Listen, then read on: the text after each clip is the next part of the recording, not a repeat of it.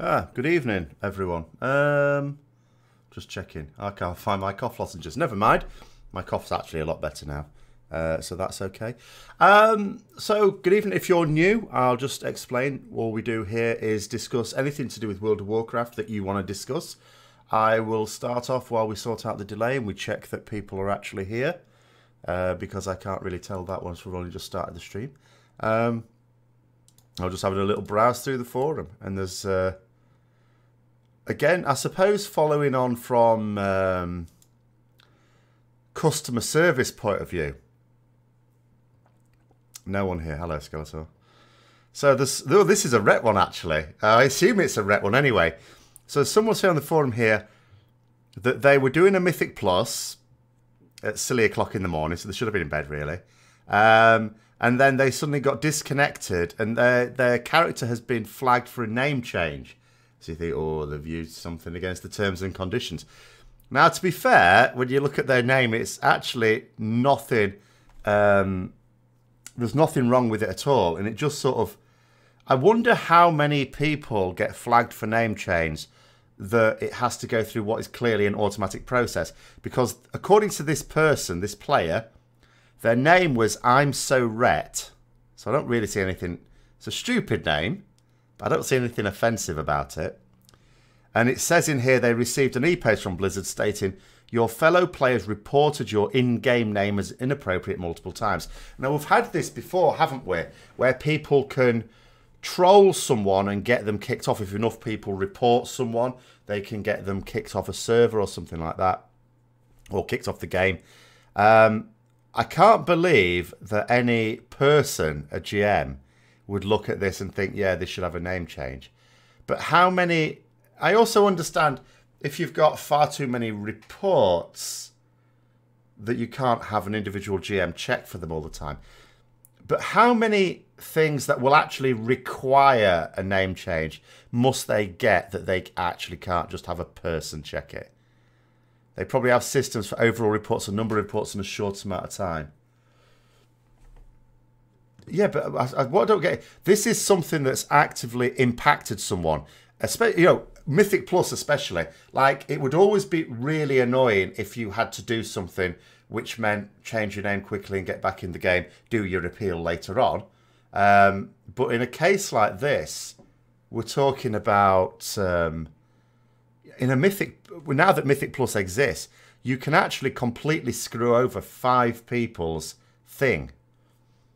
You know, all of a sudden this is worse than me not getting the right key last week.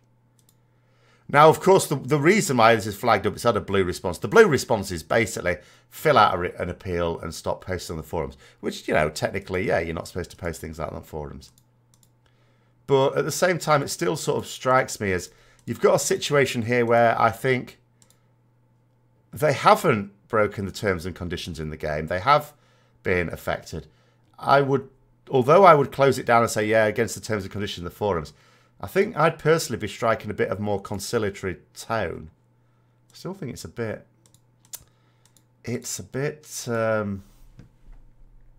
of a bad one, isn't it, really? Thinking about it. The other thing, I suppose, which is news at the moment, I don't know, I can't seem to access it myself, but I think it's only, I don't think we can download it yet, or I assume we can't. I've not been able to. Which is, there's some news come out now about the WoW Classic, hasn't there? So, I was looking on Wowhead. There are 20 servers for it. But, whereas they, again, more moaning.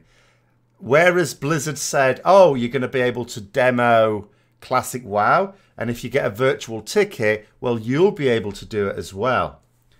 Turns out it's not strictly true. It's a bit like the trial. That 3-day trial that was going out, if you know, to get you to try and buy the BFA expansion, it transpires that it's not a 3-day trial. It's you can try out the Siege of Lordaeron scenario. And then, well, actually, I'm getting conflicting reports. I've had one person say that their friend said they got to do the Siege of Lordaeron and then couldn't do anything else. I had someone else say that they got to do the Siege of Lordaeron and then had a limited amount of time to play some BFA content and then got told that was it. But in all such cases where people have said they've had this, not one of them has said, yeah, it's just a straight up 3-day trial. It's not. So it's a bit of misinformation there. It seems the same with the Classic WoW, because you've got a limited amount of time when you're allowed to play it. Now, they say they're doing this because there'll be too many people wanting to play it. Which, to me, if you're going to put 20 servers on for it, for what is, after all, just a demo of a version of the game that existed 14 bloody years ago, it's a bit of an admission that it is going to be really, really popular, at least to begin with. Because I don't see how otherwise 20 servers wouldn't do it, when the only people that can play it are the people who are either going to be physically at BlizzCon or, like me, have got a virtual ticket. I don't really get that at all. I do not understand that. But what I would say is that, again, it's not the same. It's not what they said, is it? They said you're going to be able to do it for, you know, this period of what was going to be about a week. Oh yeah, you're just going to be able to play the Classic WoW, and it's now, yeah, we'll let you play it for a few hours, maybe. Then we're going to kick you off. And then if there's not too many other people playing, then we'll let you do it for a little bit longer. I don't really know what's up with that, quite frankly. I'm also wondering if there's something a little bit wrong with this stream as well. Is it actually showing up? Because, well, I know we're live, but there's usually loads of people here. Now, either there's an event on that I don't know about, or, because another thing I notice is, it usually gives me a notification of when I'm streaming, as if I don't actually know when I'm streaming. But it hasn't done this time. It isn't showing up on YouTube. This is a problem then, isn't it? You got here from the Twitter link. Right. What is going on here? Because my live stream page says it's all live. It's not alerting people.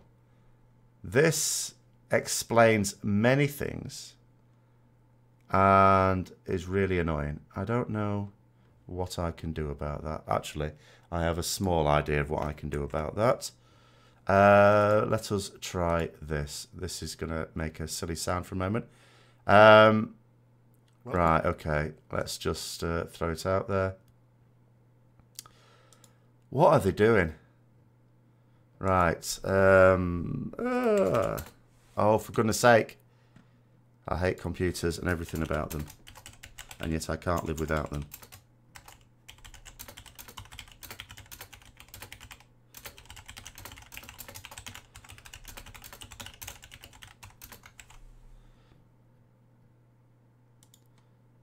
That is really weird, isn't it? Welcome to Thete Gaming. Oh, be quiet. Oh, yeah, well, that's another thing I should probably say, actually. I've actually just changed the trailer again, because I have delinked, as I'd said in that community page as well, the Warhammer content. I've basically already now created the new website, which I will officially launch tomorrow when I've actually put a video up on it. So, maybe this will do it. For some reason, it had privacy unlisted, and I haven't changed anything.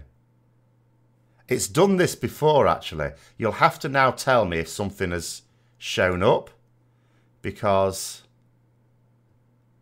I don't know. I don't know how to check it myself. I have just noticed it said, it was saying privacy unlisted, which would then explain why people were not getting anything showing there. It is now shown. Okay, great, fine. What the hell?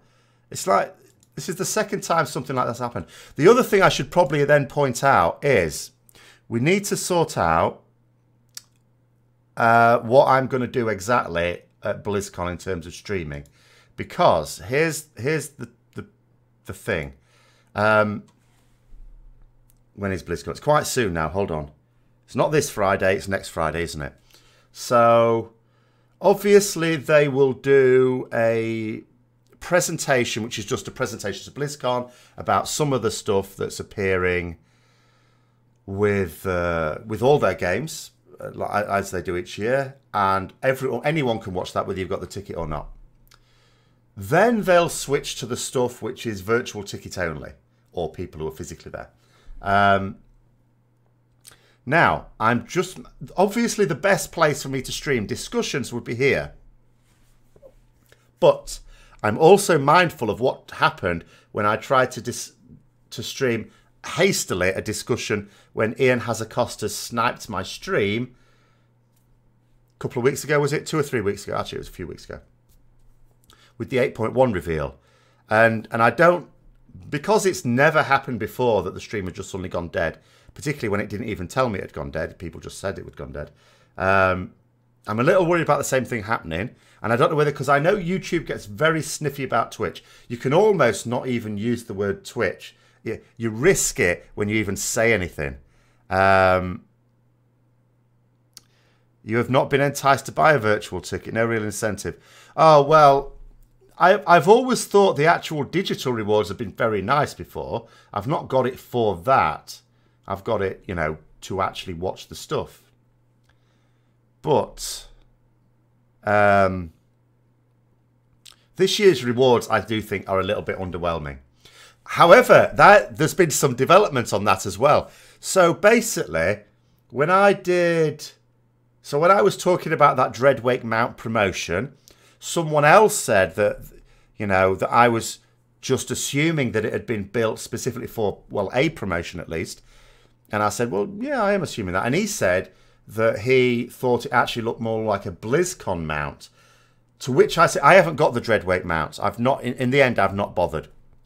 But although... So what I basically said is, if it's a BlizzCon mount, what it will definitely have is a little flag on it where you would have seen the words BlizzCon written, because that's what they do on all their mounts that are given away at BlizzCon. There's always a little BlizzCon flag. Now, of course, they could easily get rid of the BlizzCon writing on it, so it just looks like a flag, a little flag. But I don't think that they would have got the art team to just remove the whole flag. That would have been excessive. I reckon that would have taken a lot of work, more than was worthwhile. Then someone said, now people are going to have to confirm this if you happen to have the Dreadwake mount, because I don't. Someone then said, actually, there is a little flag on it that looks very much like the BlizzCon flag, but without the BlizzCon writing on it. Now, if anyone happens to have a BlizzCon mount from whenever, and you just have a little look at the flag, and then you've also got the Dreadwake mount, if you've got, don't have to be identical, but if it's a similar sort of flag that otherwise appears to serve no purpose on that Dreadwake mount, then in actual fact, I think that person's right. I think it was intended for BlizzCon, and we've been shortchanged on the virtual ticket, or the real tickets come to that. Although I suppose the real ticket holders, you know, if they're physically going there, they're going for more than just a digital, you know, pet or mount or something. Some people who bought it on the back of playing WoW Classic demo may be miffed. Absolutely. Oh, yeah, I was just talking about this when there was basically no one here. There's loads of people here now. Yeah, so, yeah, okay. YouTube, I could ring the next sometimes. Yeah.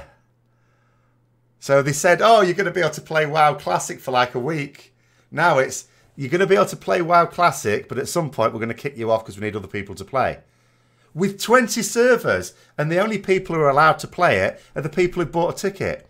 How is 20 servers not enough? Seriously. I don't understand how 20 servers isn't enough. Off topic, am I going to watch Juventus tonight? No, I'm watching you lot. I'm watching a screen of me talking to you guys. I don't generally watch... I'm not interested in really watching Juventus specifically anyway. If I watch European football, it'll tend to just be with, like, Premier League clubs. But not on a Tuesday at all. Of course, because I've got this. Anyway, let's go back to Wilton there. You've got a 395 ring dropped off Normal Mother last Sunday for your guild. Well, it wasn't for your guild if it was a 395, because I'm guessing you had to keep it, whether you wanted it or not. Oh, do you mean it dropped for someone else? It dropped for someone in your guild. Well, this is just the way it is. Actually, Asmongold was boasting that he's going to get a 395 weapon from his weekly cash today. So we'll have to see about that. There is a unicolor flag on the back of the Dreadwake. Didn't even notice. So, yeah, they could be right. That person could well be right. And It actually, yeah, I think they're right. I think they got it. That was what we were going to be getting for the BlizzCon ticket, which I have bought. And the Dreadwake mount is a cool looking mount. But in the end, I decided, I've spent so much, quite frankly, I've spent so much this month. And even though eventually you make it back, because I'm not paying extra for it, I just thought, I've really spent up this month. And to be honest, when it comes to mounts, I always, if I get a new mount that's quite nice, I usually use it for a little bit and then go back to my Paladin mounts. So, evening, Kevin. But yes, so again, it's one of these things. Just their PR department, their marketing department, to me, just seem utterly incredible. I don't understand.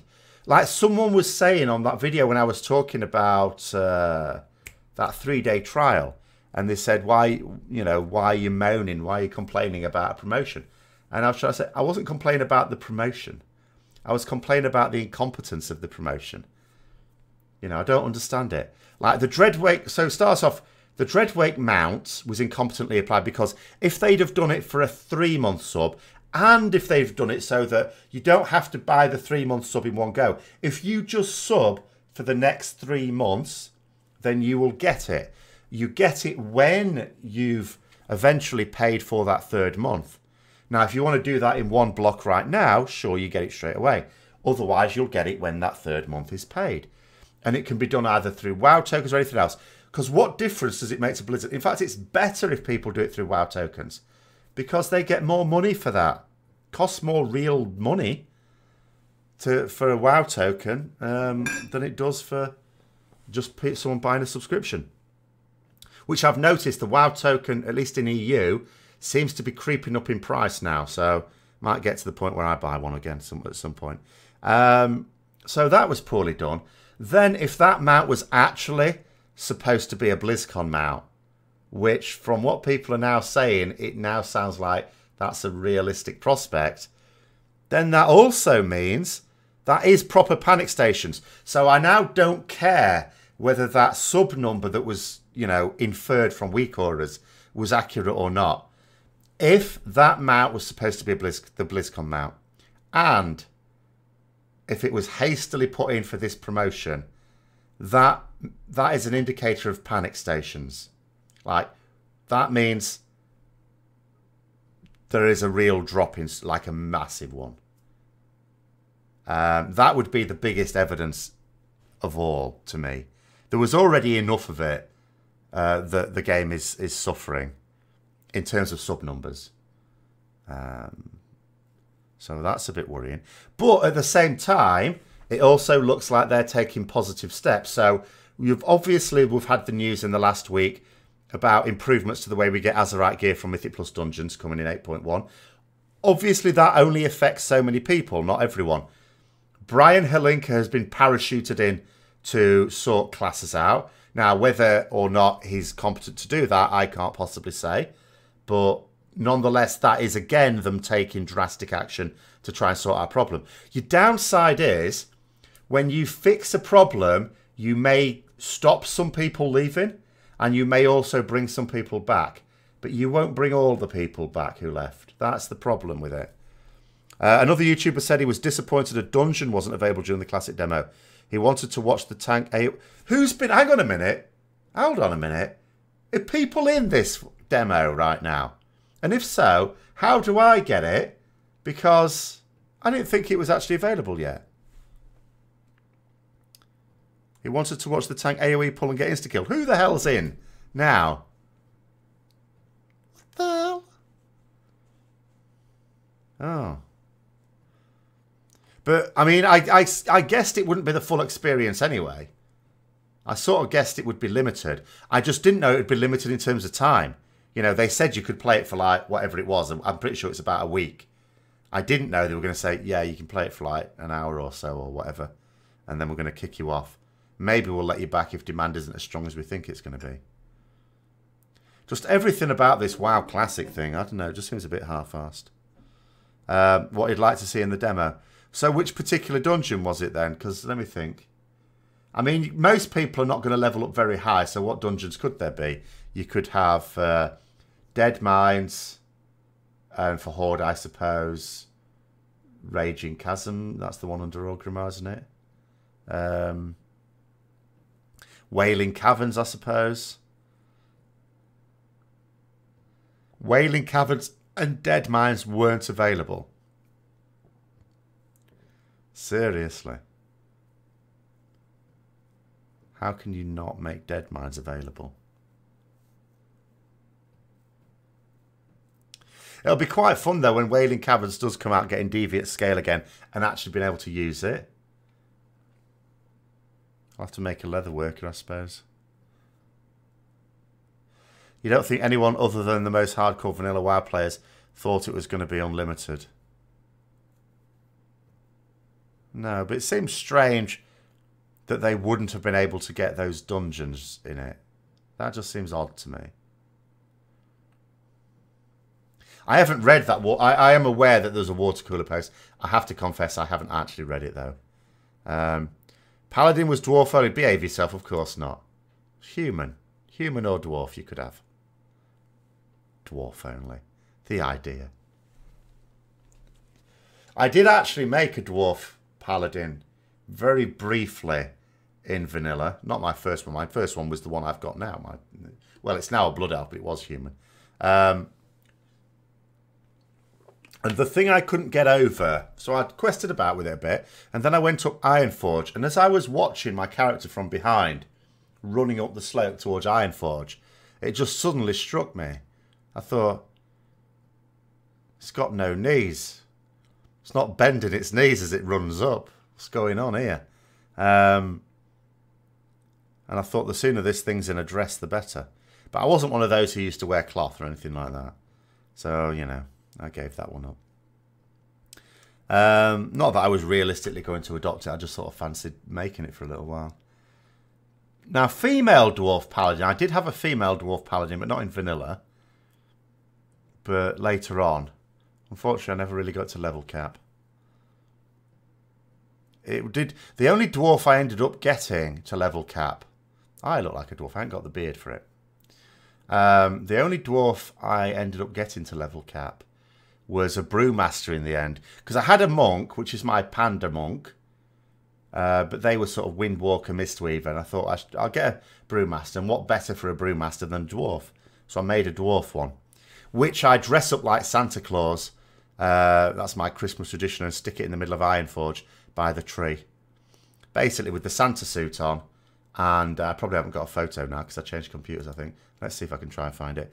With the Santa suit on and like a beer tankard in each hand. Like maces that look like beer tankards.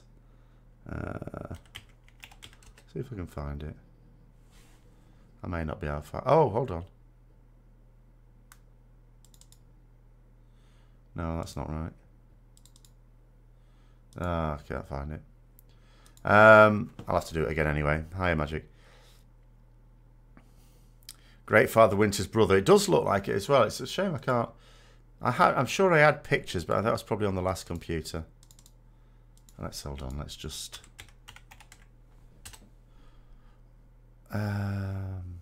Oh, hold on. What's the... Ah! There is one. Right, hold on. Okay. I may be able to find it after all. Now, where was I hiding stuff? Somewhere. Not in there. Azeroth review. Stuff. There it is. There's my little dwarf character. So every Christmas that I just get him out and I just sort of leave him there while I'm AFK. I've got nothing better to do. And the character's name is Canterslaws as well. A little bit of spinnerism there because you can't actually have Santa Claus. But yeah, so that'll be rolling around soon enough. Although another thing actually is the Hallows Eve stuff. I noticed that they haven't really updated that for BFA either. Like you still do an assault on Undercity, for which, of course, you have to go back in time. When they could have done something in Drustvar, couldn't they? Could have just switched the whole thing to Drustvar. That way, they could turn it around as well. So instead of the Alliance assaulting a Horde area and the Horde having to clean it up, admittedly the Horde then assault Stormwind, but that makes no sense. You could have the Horde assaulting Drustvar. Something like that. When is my next Warhammer video? Ah, well, it's tomorrow. It won't be here, but it will be.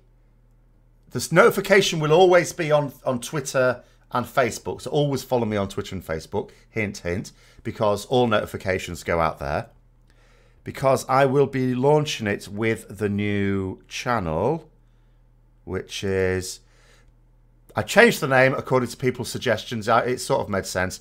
So it's going to be Thete Wargaming. The channel technically exists now, but there's no content on it other than a trailer.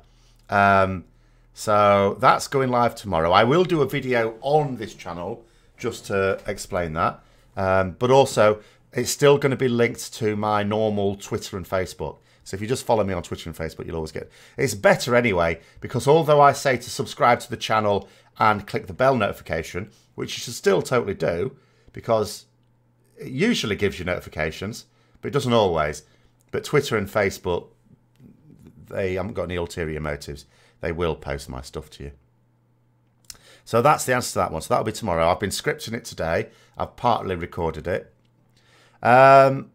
Sad that they didn't do something just for... Exactly. Well, this is the thing. And do you know what?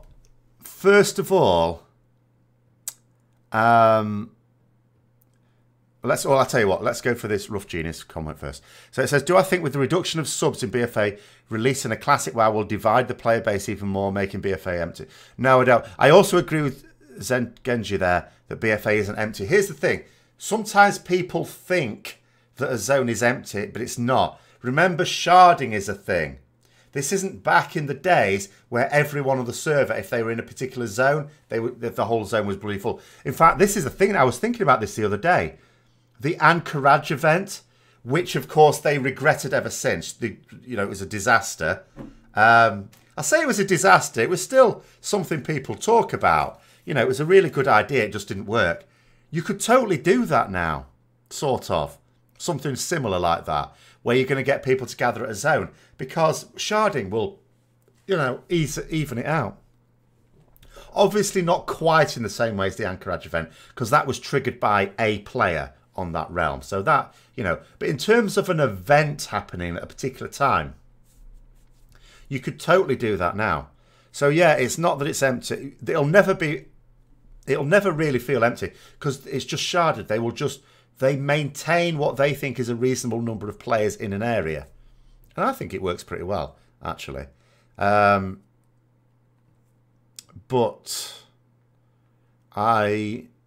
in terms of subs, I don't see retail players being a big market for the WoW Classic. The WoW Classic has been done because I think Blizzard have come to the realization that there's a hell of a lot of players that very genuinely enjoy playing vanilla WoW and do not play retail. And that's why I think it'll be, because again, the talk has now come. This will be something that's bound to be revealed at BlizzCon, or at least it really ought to be, is what's the payment method. Now, I have always said it should be one of two things. Either it should just be completely free. Well, there's three ways they could go.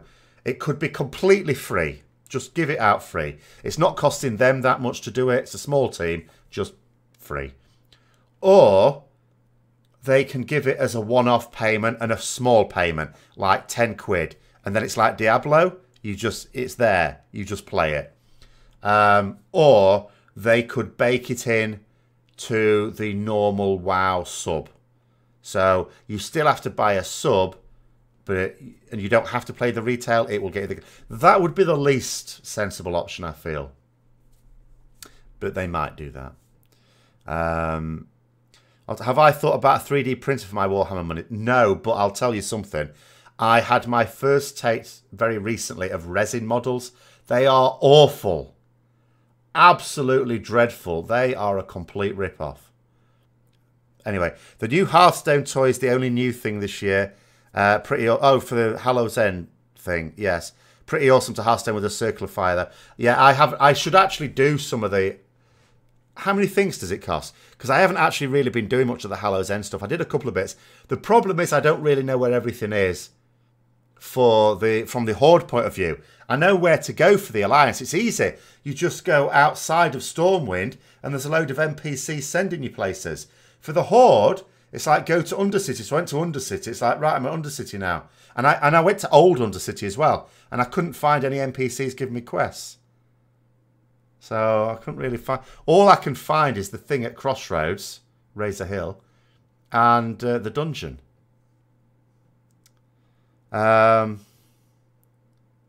Including it in the normal WoW sub seems the most likely. The problem is, though, although you say you can get crossover for that, here's the thing. I know there's a hell of a lot of people who play on private servers that just say they just want to play vanilla WoW.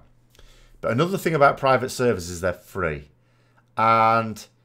remember, private servers existed during vanilla itself.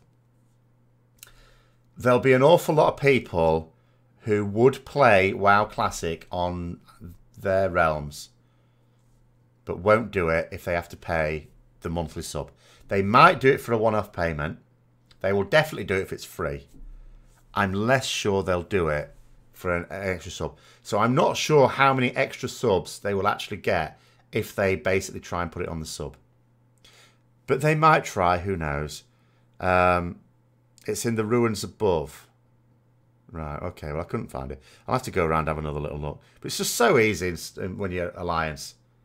You just go to the thing. Maybe I should just do it on one of my level 110s. Alliance characters.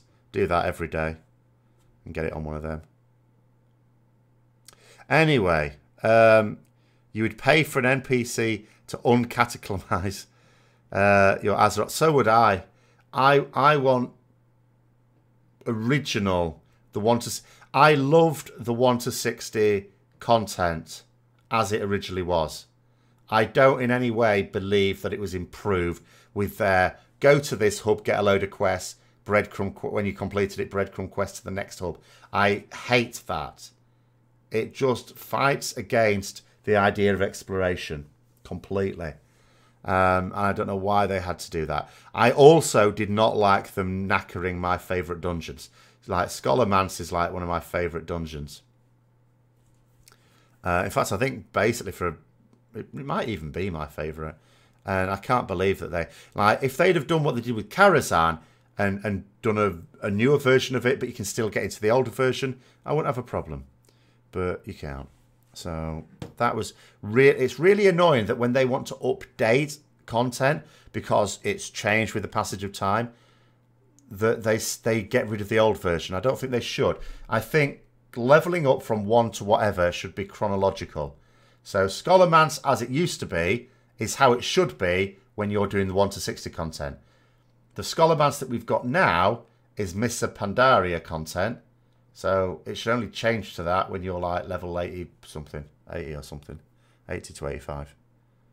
Or was it 85 to 90? 85 to 90, wasn't it, Mop? Can't remember. Yes, it was.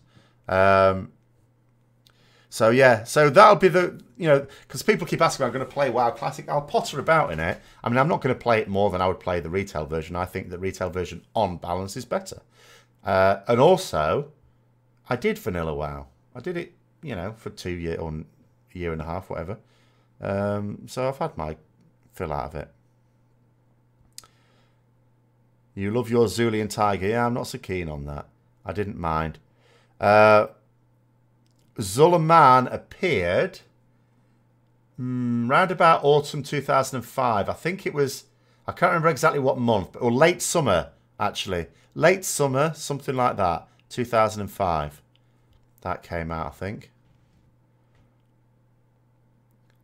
I didn't get any of the mats, but then since then I wouldn't have been disappointed, because the first time I ever got a Raptor mount, I felt like travel sick riding it. So I can't do, even though you get quite a nice Raptor mount with the BFA game, or the deluxe edition, which I got, I can't ride it because I can't be doing with it.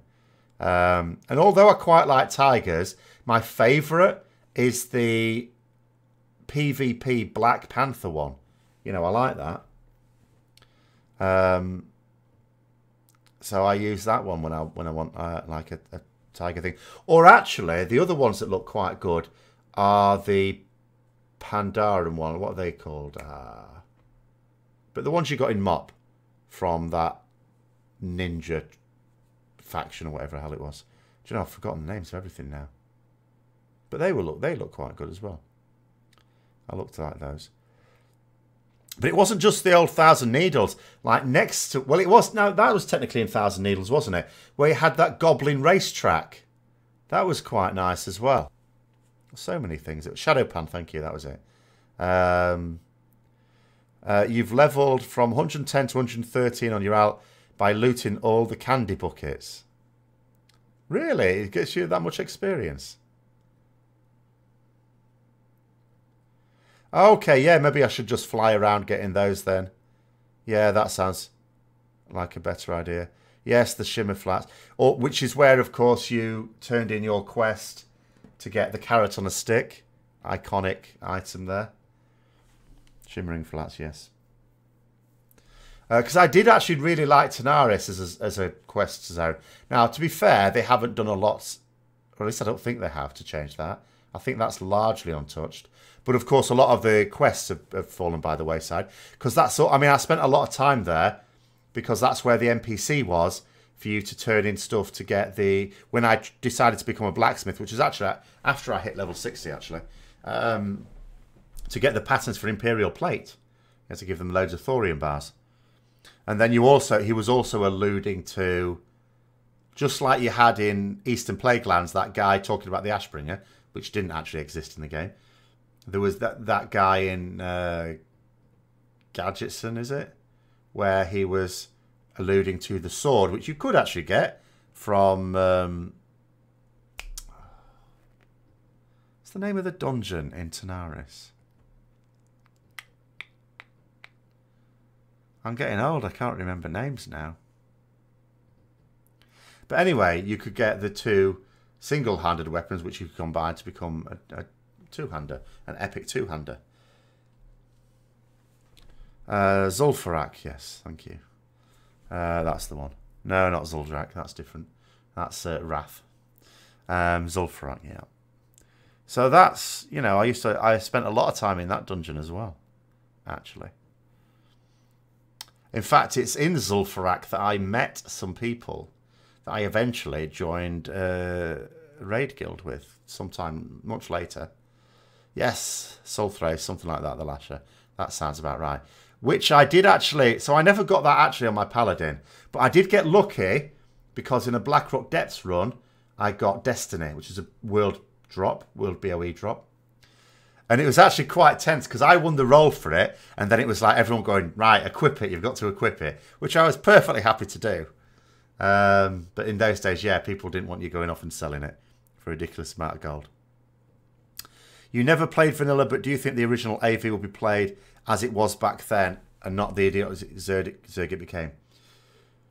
I don't know. If truth be told, it's probably a good question because because they say they're doing it based on patch 1.12. Now, by the time of patch 1.12, it had already basically become a Zerg. So I think it will just be done as it is now, if we're honest. If people... Technically, the tools to be able to summon the things will be there. But the only way that it'll actually happen is if people deliberately engineer that. Because by 1.12, which is when it's going to be set, people were just basically zerging AV. See, I did... Well, the thing is as well, it took you so long to get into a game of AV. Thankfully, it lasted a long time as well. That, like, sometimes you could queue up in the morning, go to work, and the queue still wouldn't have popped by the time you got back, but you were well on in the queue. So then you could spend a bit of the evening in it. But most of my time I did during a summer when I had the summer off, of course, as a teacher, which is when I got my... I wanted to get the PvP rank Knight Captain. Not because of any rewards, because I was a raider, I didn't care about those. But because I wanted the title Knight Captain. Because that's what I... See, everything about my character is based on my Dungeons and Dragons Paladin character. And I called it Knight Captain Thete back in Dungeons and Dragons days. So I wanted the title Knight Captain, you see. But the only time I would have to realistically chase that rank was during the summer, which is what I did. So I just did it until I got it and then just stopped completely. The old Nax raid, 40-man, yeah. Well, see, things like that, you see, people will be a lot more coordinated now. People will know the strategies to adopt. Do you know what I saw? I thought this is hilarious. I was just about to say there's going to be guides and stuff like that, which there totally will be. Here's the thing, though. I've already seen a Classic WoW guide, but it's so funny. Well, I haven't seen it. I've seen that there is one. Someone's done a guide on leveling from 1 to 60 on a rogue, specifically on a rogue. I'm thinking, who does a leveling guide for World of Warcraft at any stage of its history? The way you level is, I know it's a meme, but it's true. You kill boars. Just quest, kill stuff, don't pull too much. Don't run into a load of mobs. If you're solo, find the patrols, pull them back to you where you know is a safe area, kill them, move on to the next. There's no guide to leveling, ever, ever. Were there OP classes by patch 1.2? I don't know, because you see, the thing is, back then, you didn't really have an awful lot of theory crafting going on, as far as I can tell. You sort of did a lot of it. Well, I did a lot of it myself. I wasn't part of any Paladin community or anything like that. I did all my own stuff and worked stuff out. And generally speaking, your 40-man raids, you just took pretty much 5 of each class. And each class was sort of nailed down to a position. If you were a Paladin, you were probably healing. A small number of Paladins would DPS. On lower Theb, you would definitely DPS. I came top of DPS on that. So you could. But actually, with 1.12, they'll have greater blessings out. So you won't have to do that stupid buffing 40 people every 5 minutes. So being DPS will be more feasible, if boring. So I don't really know about OP, because you just took 5 of everything. Mages are pretty OP in PvP at some point. One shot. Oh yeah, the Pompyro are you talking about? Well, the other thing is Fury Warriors. Most people did not know how to play Fury Warriors, but if you did, and there was one in our guild who did, then they were complete beasts. They were broken, you would argue. I mean, you had to give them the right gear, but they were fearsome. But a lot of people didn't know how to play them. Whereas the other thing is, warrior tanking, on the other hand, was a piece of piss. In fact, I think Preach told a story one time. Was this in his guild or someone on his show? It was years ago. Something like there was a warrior and he was a tank, and they all thought he was a really good tank. But one day, like, for some reason, the boss moved or something like that. Might have been on Twin Emperors or something. And then all of a sudden it became apparent he was AFK. So all he'd done was run in, you know, do his sunders and then just auto-attack. I still don't quite understand how you could ever think, not get fooled by that. But anyway, but it was nonetheless very simple to raid tank. Dungeon tanking was more difficult on a warrior, I'll grant you that. That's why I always, to try out warriors that we brought into the guild, I would always do like a Strathome run with them or something like that. Do a dungeon run. You couldn't test them out in a raid because raiding was a piece of piss. There were hardly any encounters where you could really tell a good tank from a bad one in raids. So simple. As of right now, time walking is the most fun part of BFA. Well, that's sad. I haven't done that in BFA. See, I never got Shadow Monk because I didn't really play during Wrath. What do I think about Azerite armor in patch 1.2? 1.2 what? Do you mean the next patch, 8.1? What do you mean by Azerite armor in patch 1.2? With many of the new players wanting to experience what Vanilla was like, what old features would you bring back from the past expansion to benefit the current game? The thing is, well, the problem is that all the things that I miss from Vanilla, if truth be told, I understand the reasons they're gone from the game, because it's to make the game more accessible. They've done it for good reasons. So things that I miss the style of exploration questing that went on, which is basically it was I'll tell you what it was like. It was like having ADHD playing, exploring in World of Warcraft. You would go to someone who'd give you a quest. You get all excited. Oh, go and do the quest, go and do the quest. You'd be in the middle of that quest line, and then someone else would be there saying, oh, I've got a quest for you. You'd go up to them.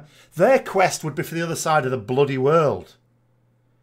I literally, and I keep using this same example because it's the most extreme example, but there were other examples just not quite as extreme as this, where if you go into the Classic, or when it actually opens out properly and it's all there, and you go to the alchemy shop in the Mage District in Stormwind, you have to be Alliance, obviously.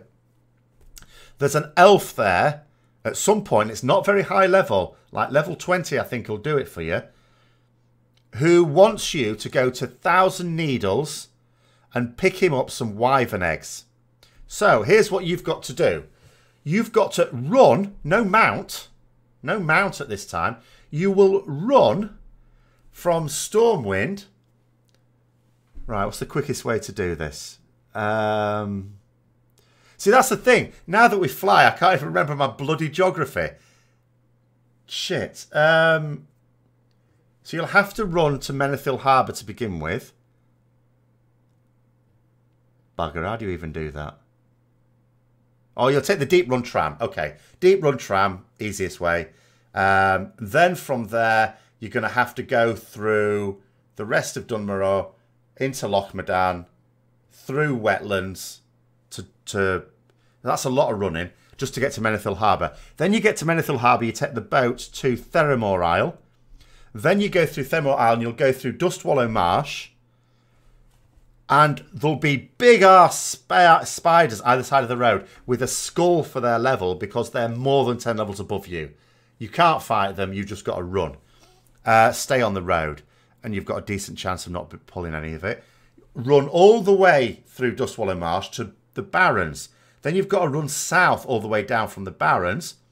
And then there's those stupid Tauren lifts. A Tauren guard will hit you and get you PvP flagged. Go down the lift, across 1,000 Needles, where you will be able to fight some of the things there at least, to get to the Wyverns, to pick up an egg. You'll go back to Stormwind, which you can Hearthstone to, and he'll say thanks very much. And that'll be it. I miss that. A lot of people wouldn't like that. They want to go to a hub, pick up a load of quests, stay in that area. In other words, quest efficiently. I don't want to quest efficiently. I want to abandon a quest chain halfway through because someone else gave me a quest for somewhere completely different that sounded a bit more interesting. So I miss that. I miss the fact that dungeon groups were more sociable, but the downside to the dungeon groups being more sociable is that they took hours. Because you'd have to find the group, you'd have to get to the dungeon, you'd have to do the dungeon, and then sometimes you'd spent so long doing all that, you might want to do another one as well, because you knew if you wanted to do another one, it would take you a bloody long time to find other people. There's just so many elements to it that I enjoyed, but I also see how, from the game's point of view and giving accessibility to other people's point of view, they had to get rid of them to improve them. The only thing I say shouldn't have been changed is the 1 to 60 content, because there was no good reason for that. The Palo Hammer Verrigan's Fist. Yes, that sent you quite a lot of places. So you would have to go to Ironforge, Lochmadan, because there were some ogres to get some ore from. Shadowfang Keep, I certainly remember. Yes, absolutely. Where else? Oh, yeah, that was right. Black Fathom Depths, because I remember. I I've got the game somewhere. I haven't got it with me. I thought I had it with me. In the original manual, there's a map, but it's wrong. Because I looked at that map for where Blackfathom Deeps was, and it shows it in the wrong place. So I was exploring Elfland, basically, trying to find Blackfathom Depths. And Blackfathom Deep. I think it is, sorry, Blackfathom Deep. And then, as luck would have it, there was a party of 4 players who wanted a 5th to do Blackfathom Deep, the dungeon. So I said, oh, I'll join. And then it turned out the stuff I needed was outside the dungeon, so you didn't actually need a dungeon group. But it was still a good experience, and, you know, and it was a nice dungeon as well. I like that dungeon. That's another dungeon they've changed, and I don't think for the better. So annoying. You did the Vanilla Paladin quest while leveling Wrath. It was a long walk up to Shadowfang Keep. Yeah, the other thing about going to Shadowfang Keep is you got to see proper Dalaran as well. Even though it did have gnomes about, but there you go. The camera quest you get in Gadgetson that sends you all over the world to take photos of certain mobs. That one was a pain. Yeah. Well, there's other little things as well which you don't really get these days either. Like the quest in Ungoro Crater where you find that raft, and you end up getting Lincoln's boomerang. Just little things like that. Or, and how many people would have known about this? I'm going to confess I would never have known about this if it weren't for Thoughtbot. So, in Westfall, if you go behind the hills, it's near to the Dead Mines thing, but behind, on top of, technically it's on top of Dead Mines. There's a dwarf there, Thunderbrew Dwarf, who, he doesn't give you a quest. He tells you something cryptic about things. And there's like 4 things you have to find around the world. So, like ingredients for this beer.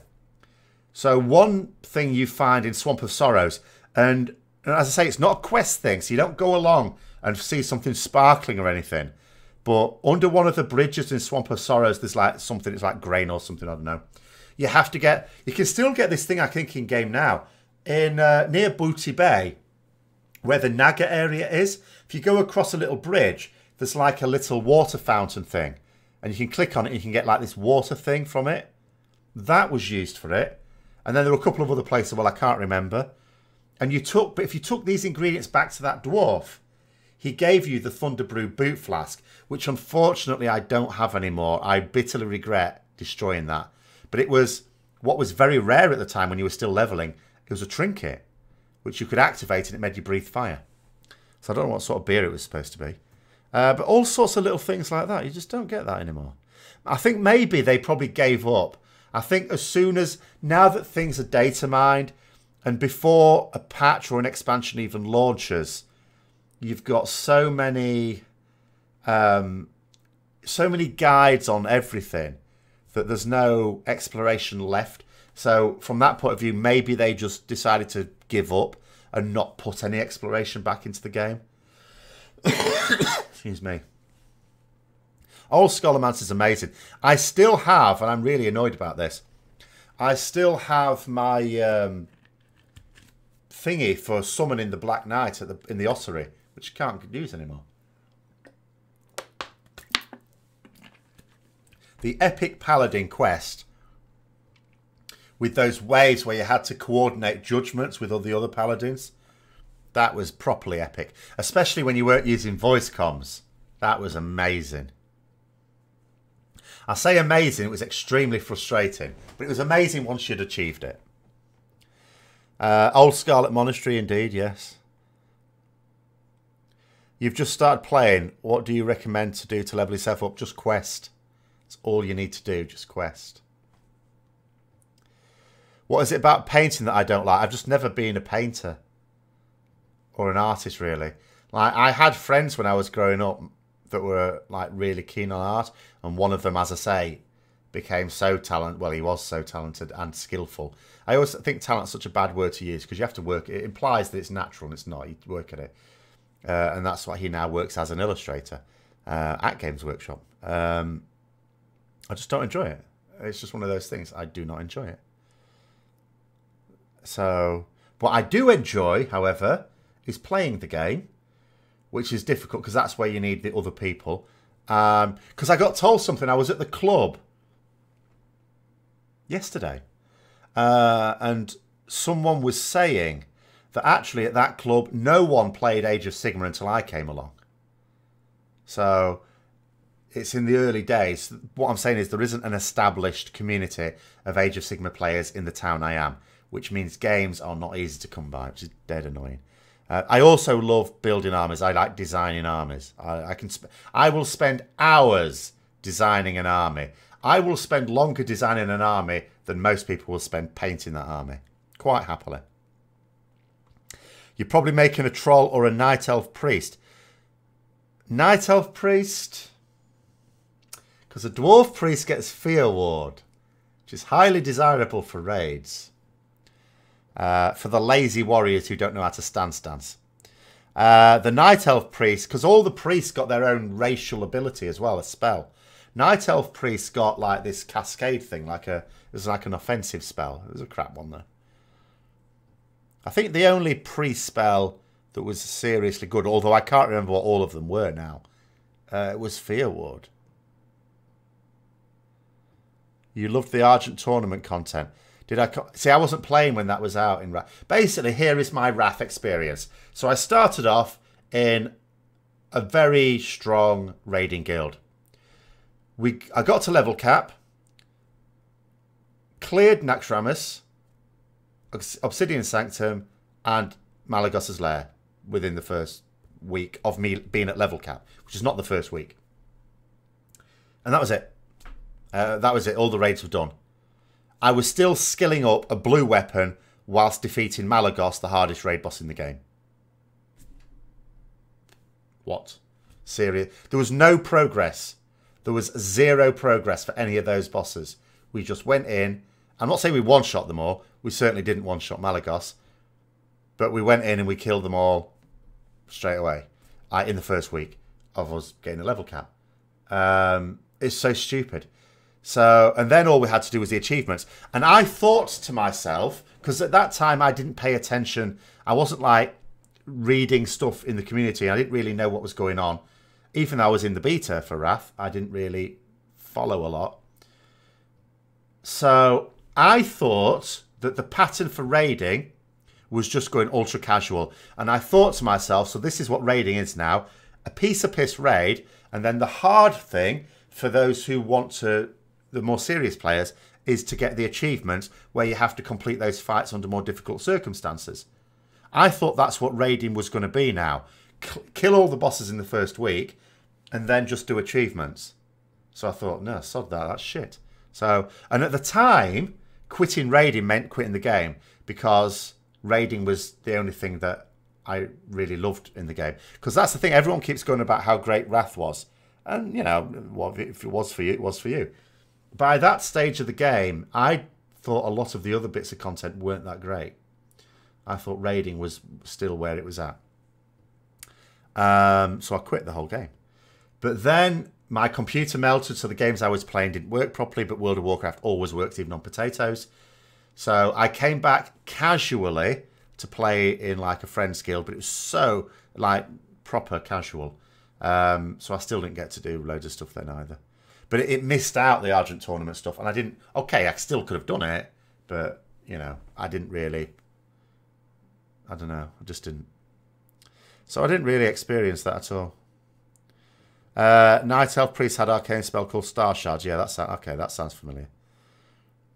You can't even recall what the individual priest powers were. It's been ages. I say I can't at all. I remember that because we had a couple of Night Elf priests in the guild, and I remember Fear Ward because we didn't have any dwarf priests, but there were a couple of raiders in the guild, a hunter and a druid, and they had, well, it was the child of one of them and the stepchild of the other. And they... Why is this still messing about? And they had... so what they did is they told this kid, tell you what, roll a dwarf priest and you'll easily get in to raids because of Fear Ward. And you know what? They were actually a good player and we let them in. But by the time they'd got to level cap, it was getting towards the end of Vanilla. And in TBC, they gave it to everyone, didn't they, Fear Ward? But anyway. But I made a Dwarf Priest in Vanilla. I just never got it to level cap. I made loads of alts and never got to level cap. But that one I got to about level 40. I made it an engineer. And I made the snowball machine for engineering. So you could make snowballs with it. At the rate of like 1 a day or something. You think flying is deeply regretted by Blizzard? There's no thinking about it. It is. It is. We know that because in WoD they tried to get rid of it. And then obviously you can't. The genie's out of the bottle. I think it does take it away. It takes something away, flying. I mean, obviously you're going to do it. I know people will say, well, if you don't like flying, don't fly. It's not that I don't like flying. It's that I don't like it in the game. I don't like it being a thing.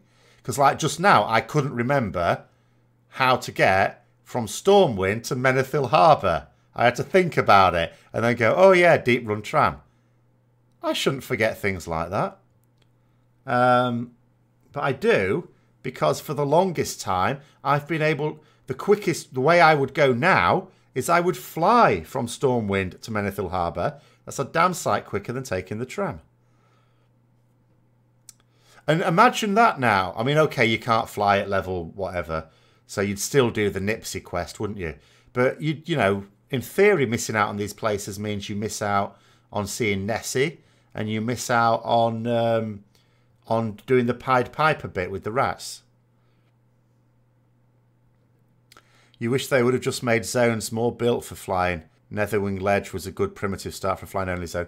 Well, there were some, of course. In Wrath, they did the northern realms. You definitely wanted flying around them, didn't you? So the northern zone, sorry. So, God, what were they even called? Shit, I can't remember the names of them now.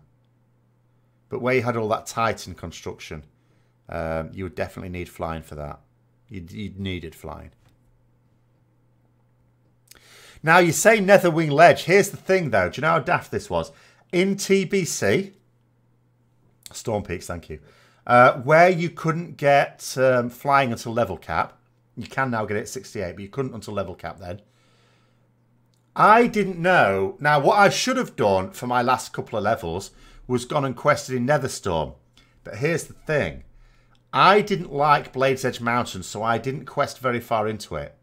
Now, if you look on the map, Netherstorm looks like it's completely detached from the rest of Outland. So that, to me, looks like the zone you need flying to get to. Now, of course, it's not true, because right at the northeast of Blade's Edge Mountain is a land bridge across to it. But I never discovered that while I was levelling.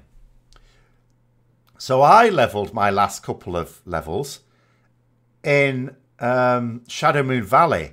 Now, that was the zone where you really wanted flying, because there were lots of very difficult, not impossible, but difficult places to get to. And the mobs respawned incredibly quickly.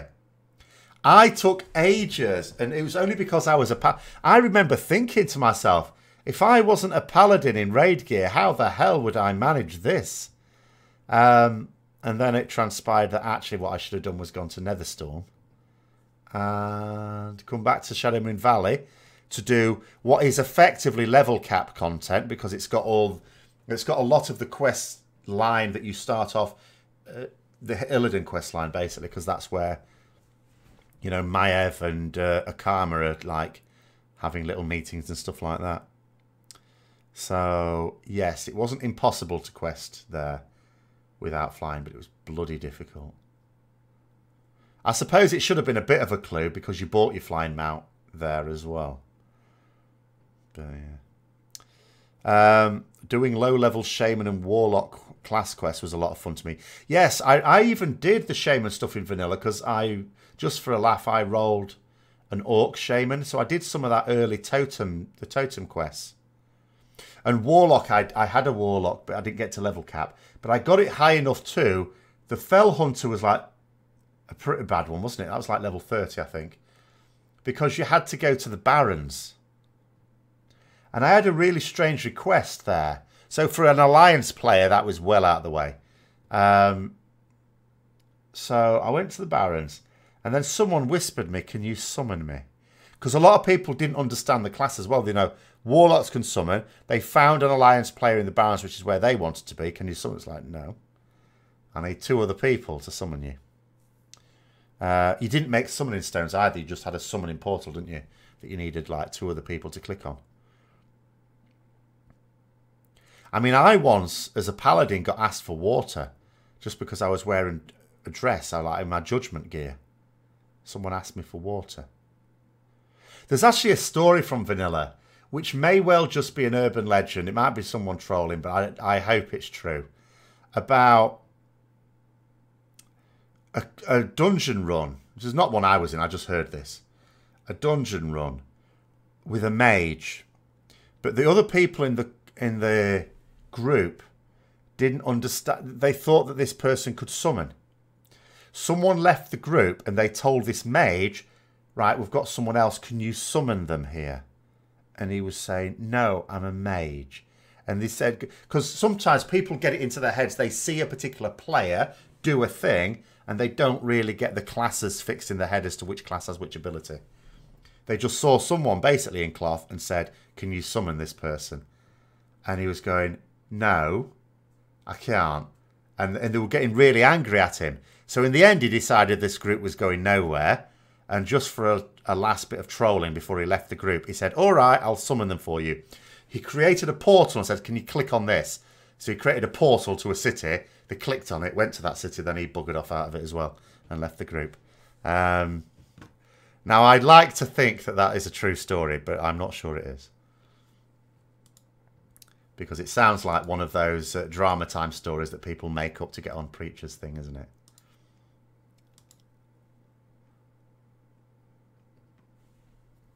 But yes, there will be plenty. There's plenty of things. I'm sure I will do reminiscent type videos when I'm pottering about. But I don't know how I'm gonna, when or for how long I'll be able to do the WoW Classic.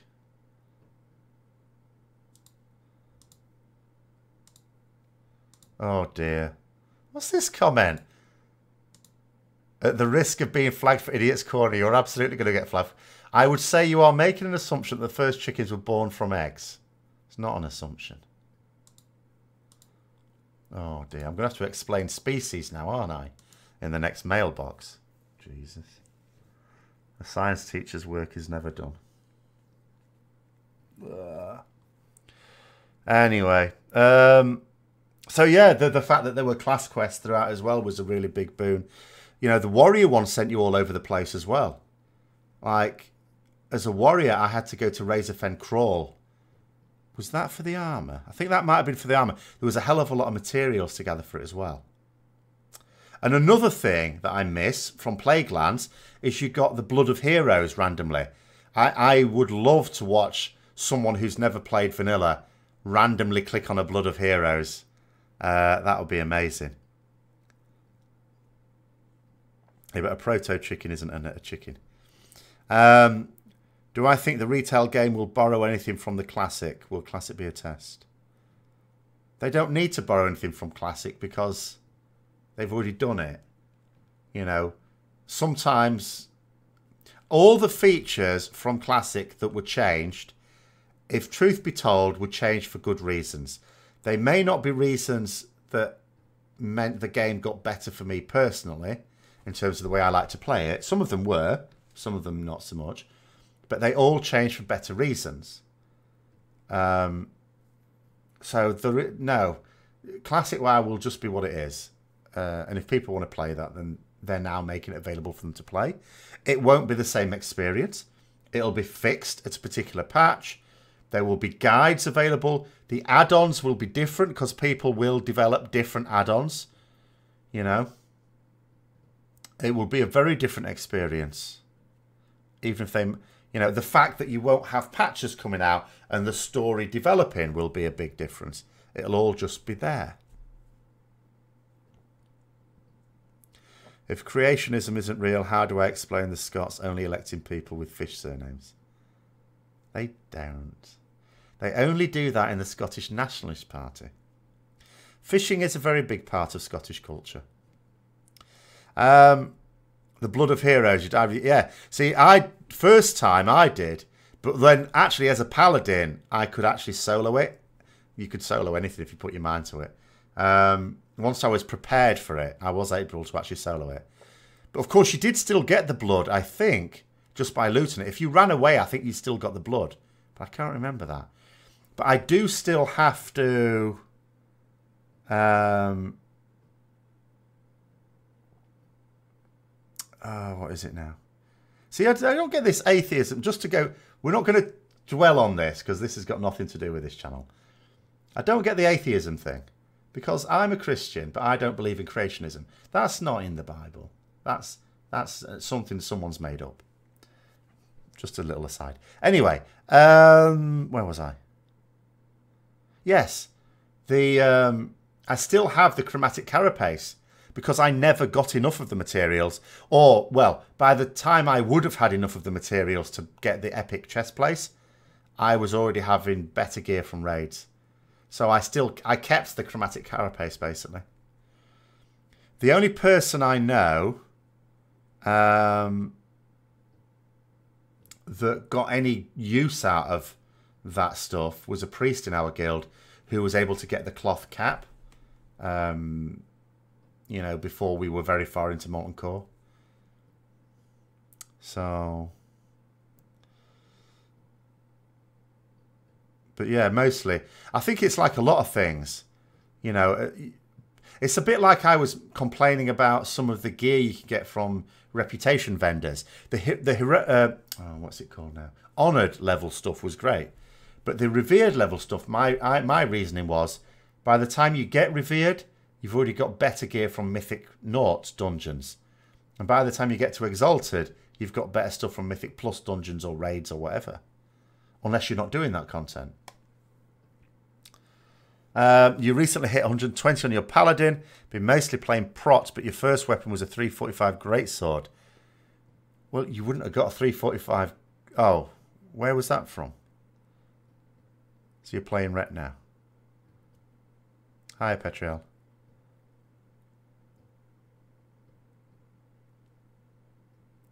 Because you wouldn't have... You must have had... Unless you got it from a world quest, I suppose. But you can get a 350 just by buying it. How much are they on the auction house now? I haven't checked recently. Because you can get 350 BOEs on the auction house, can't you? Do they intend anyone to actually use the Champions of Azeroth Exalted Helm? Well, I can't imagine how anyone who would get to Exalted wouldn't have better elsewhere. I mean, you can sort of tell from the bonuses on it that it's a bit like in Legion. You know, do you know they did the class order hall set with bonuses for solo stuff? But my attitude was that it was all achievement locked. By the time you had the full set of that, what is the profile of the person for whom that's good gear?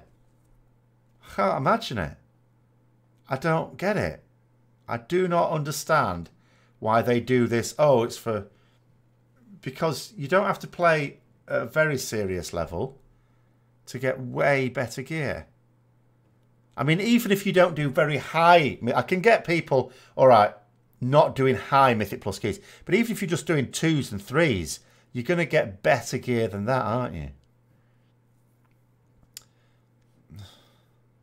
Well, obviously, you're not going to get the Azerite gear from that, because it doesn't drop there until, well, 8.1 you will be able to, though. Although, to be fair, they didn't actually expect to do that when they were creating the Azerite Champions of Azeroth reward.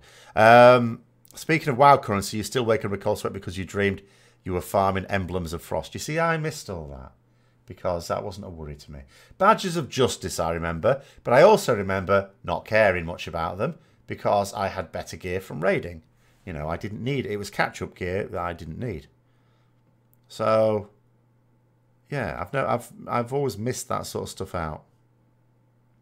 Apart from at the start of MOP, where you had to collect a load of stuff to get gear before you were raiding from the reputation vendors. That, I hated that. You use the helmet from Champions because you don't raid and you don't do Mythic Plus. Well, I mean, that would be one reason. But what do you do then? Do you do like PV? I suppose you must not do PvP either. The Order Hall set was used... Yeah, I can't imagine. Even if someone just did World Quest, and that was basically the only content they did, even they would surely get better from those. The Order Hall set was just for Mog. You thought, well, the problem is it had set bonuses that were good for solo world stuff. It's just that the gear itself wasn't. Why are alchemists making neck gear? What? You what? Are they? That's jewel crafters, isn't it? No, hold on. No one makes neck gear in BFA. Hang on, what are you talking about?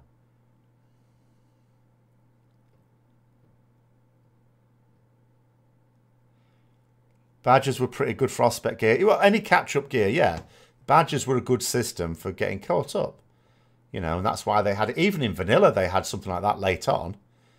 I actually did use one of the trinkets you could get. I can't remember what it's called now. Because going back to warrior tanking being a piece of piss in Vanilla, it was for raiding, like I said. You couldn't always tell a good tank from a bad tank. But where we soon find out who our good tanks were, on Nefarian, at the end of Blackwing Lair. So, I mean, there were different ways you could do this. I know some guilds just gathered up all the mobs at the throne and killed them there. We were not a guild that was going to be doing that. So you had your two types of Draconid come out, your two different types of gate that had to be picked up before they munched on the healers because they hit bloody hard. So the problem was, we took 6 tanks, 3 tanks for one gateway, 3 tanks for another. The problem was we only had 3 tanks that were any good. The other tanks could not pick up these mobs for love nor money. You would think, oh, all you have to do is to target them and taunt. Yes, you would think so. This was apparently too difficult.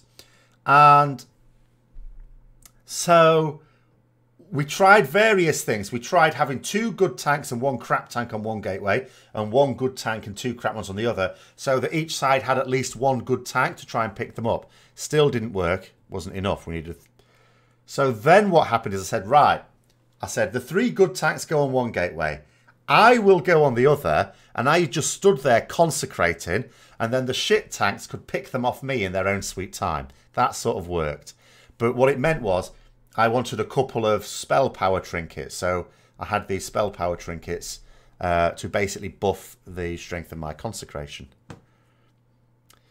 Back in the days when paladins were useful for doing odd jobs like that. We were amazing. We were kings. We were gods. Now look at us. I moan about paladin utility. That's how low we've sunk. When we used to have, if anything, too much utility. You liked being able to buy PvP gear with Valor points in Kata. Yeah, you see. Well, Vanilla had a very odd system. Because you had to reach a certain rank before you could even get to the PvP vendors, because they were in a special place which was instanced. So you had to have a certain PvP rank to even go into it. It was like the Officers' Hall in Stormwind, and there's a similar one in Doofa. But the way you got ranks, you just did a load of PvP, and then it just updated each week some sort of leaderboard. You know, it just sort of works out your thing from there. But it was getting to particular ranks. There was no, like, currency for it. Oh, why are alchemists making trinkets? Well, they've always done that. Well, I say always. You know, they have been doing it for a long time. Was it Cataclysm when they first started making trinkets? But they've been doing it since then. You liked being able to buy PvP gear with Valor points in Oh, I didn't know that one, sorry. Something to purchase when you had everything you need for PvE. We always thought, actually, there were some trinkets that dropped in Blackwing Lair, which were not particularly suitable for PvE. And in my guild in particular, I think we reasoned that they were... excuse me. We reasoned that they were probably for PvP, because Blackwing Lair at a certain point of the game represented the end game. It was like, until Anchorage came out, that was it. That was the hardest content. So we almost imagined it was for people, once they'd done the raid, to go out and do some PvP while they waited for the next load of content. Because those trinkets, I don't think they got any use at all. The class trinkets in Blackwing Lair, like the Paladin one was Scrolls of Blinding Light, which increased your haste but it had a 5-minute cooldown. It wasn't that great. So it didn't really get any use in raiding. And the priest trinket was like a tanking trinket. It gave him armor or something. You like the kata system. Only talking about how you got Valor points. You could run all your instances like Saturday. Got the reward 7 times and that was it. No need to log in every single day. Yeah, well... Yeah, I don't know what Blizzard's obsession is with trying to get us to log in even every few days. To be honest, I don't get it. I understand that they want us to log in regularly so that... Because obviously they don't want a situation where someone casual gets to the end of the month and thinks, well, I haven't really played it this month. Why am I subscribing? So they want them to be playing every few weeks so that it gets to the end of the month and think, oh, yeah, I've played it quite a bit this month. Yeah, it's worth keeping the subscription. But every day is just a bit much. Item level scaling is a bit crazy. Having such easy access to 340 gear makes normally heroic dungeons irrelevant. Well, it makes LFR super irrelevant. Massively irrelevant. I don't know who LFR is even for anymore. Because the rewards, the gear that drops from it, who's that for? When you can get better without even doing Mythic Plus or other forms of raiding. Or even PvP. You can get gear that will be equal to or better than that just by doing random queues for things and doing your world quests. The power difference between 340 item and 355 is huge. Yeah, well, the thing is that, yeah, that was deliberate, and that's something they actually got right, this expansion. In Legion, of course, item level was very... I mean, it's still not for some Azerite pieces. There can still be some situations where you get a 15 item level upgrade on your Azerite slot and it's not an upgrade. It can be a downgrade. But that's specifically a problem with Azerite gear. It may be a problem with some trinkets, I'm not sure. I don't think it's really a problem with anything else. Even rings, as far as I know. Although rings would be more likely if there is such a thing. But basically what they've done is they've made sure that the primary stat is overwhelmingly the most powerful, more powerful than the secondary stats. That's ultimately how you ensure that item level is a decent judge of quality. You must make the primary stat way more important than your secondary stats. LFIs for raiders that want to get their next stack of re-origination array before raid time. Yeah, but if they don't do raiding, it doesn't matter, does it? I don't think LFR is for proper raiders because they were in on a particular fight. It's probably just one of those things they haven't thought about since. As Affliction, your Sims show haste and mastery already higher than intellect. Do they? Oh, well, that's screwed, that system then.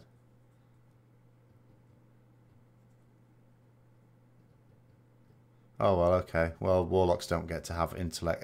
Item level be a good guide then. You could be lucky and get a BOE or 370 gear from LFR. You'd have to be stunningly lucky to do that. And even that now, I have very few items that are not at least 370 now. My average item level is over 370 as someone who does a couple of Mythic Plus dungeons a week.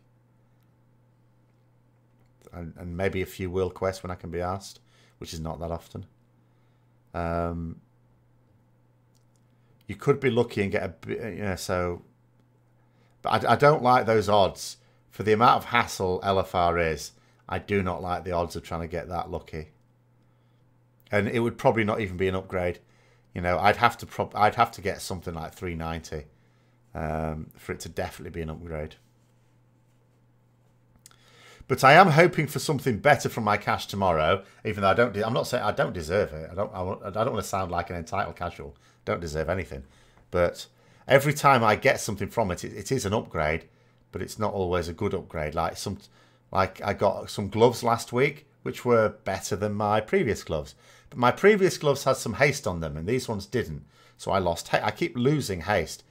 If it weren't for the fact that someone in my group got a cloak that they didn't need that had haste mastery on it, I would have had now probably about 9% haste. It's now just dipped back over 10%, which is still lower than I would like. In fact, it was getting so annoying, I actually took Inquisition this week. When I'd normally take Divine Purpose when I do my dungeons. RNG is not for you? RNG is fine. RNG is in every role-playing game. Ever since Dungeons & Dragons, it's in there. The problem is when it doesn't even out. Like I keep saying, to put it mathematically, like RNG that is normalized around the player is fine. People don't really complain about it. RNG that is only normalized around the whole World of Warcraft community is a problem, because that means some people will be on the right-hand side of that bell curve and they're all happy. Some people will be on the left and they'll be utterly miserable. So that's when it stinks. You know, when you can have someone who does, let's say they do Mythic Plus and they do well above +10s, you know, and they still don't have Azerite gear, any Azerite pieces that are in line with their item level. If they hadn't have made that change to World Quest, they'd have still had 340 in each of those slots, because all they do is Mythic Plus dungeons. That's not on. That system is not on. But of course, they're changing that, aren't they, in 8.1? So that's all fine. I've seen it. I haven't seen it. Does anyone know any reasons for this as well? Because I've seen a couple of videos where the title is suggesting that people are still not even happy with that solution. And like, I literally don't understand why. I do not understand this. I mean, to me, that solution even goes further than they would have had to go if they'd have implemented something similar right at the start. Like, I don't understand what people's problem with it is still. Because it solves all the problems with it, as far as I can tell. You know, people are just complaining that... I mean, I don't get it. You don't understand why they're still unhappy either. I don't understand it. I truly do not understand it. Because you can target the slot you want. Okay, it's a random piece. But it was always a random piece. Always.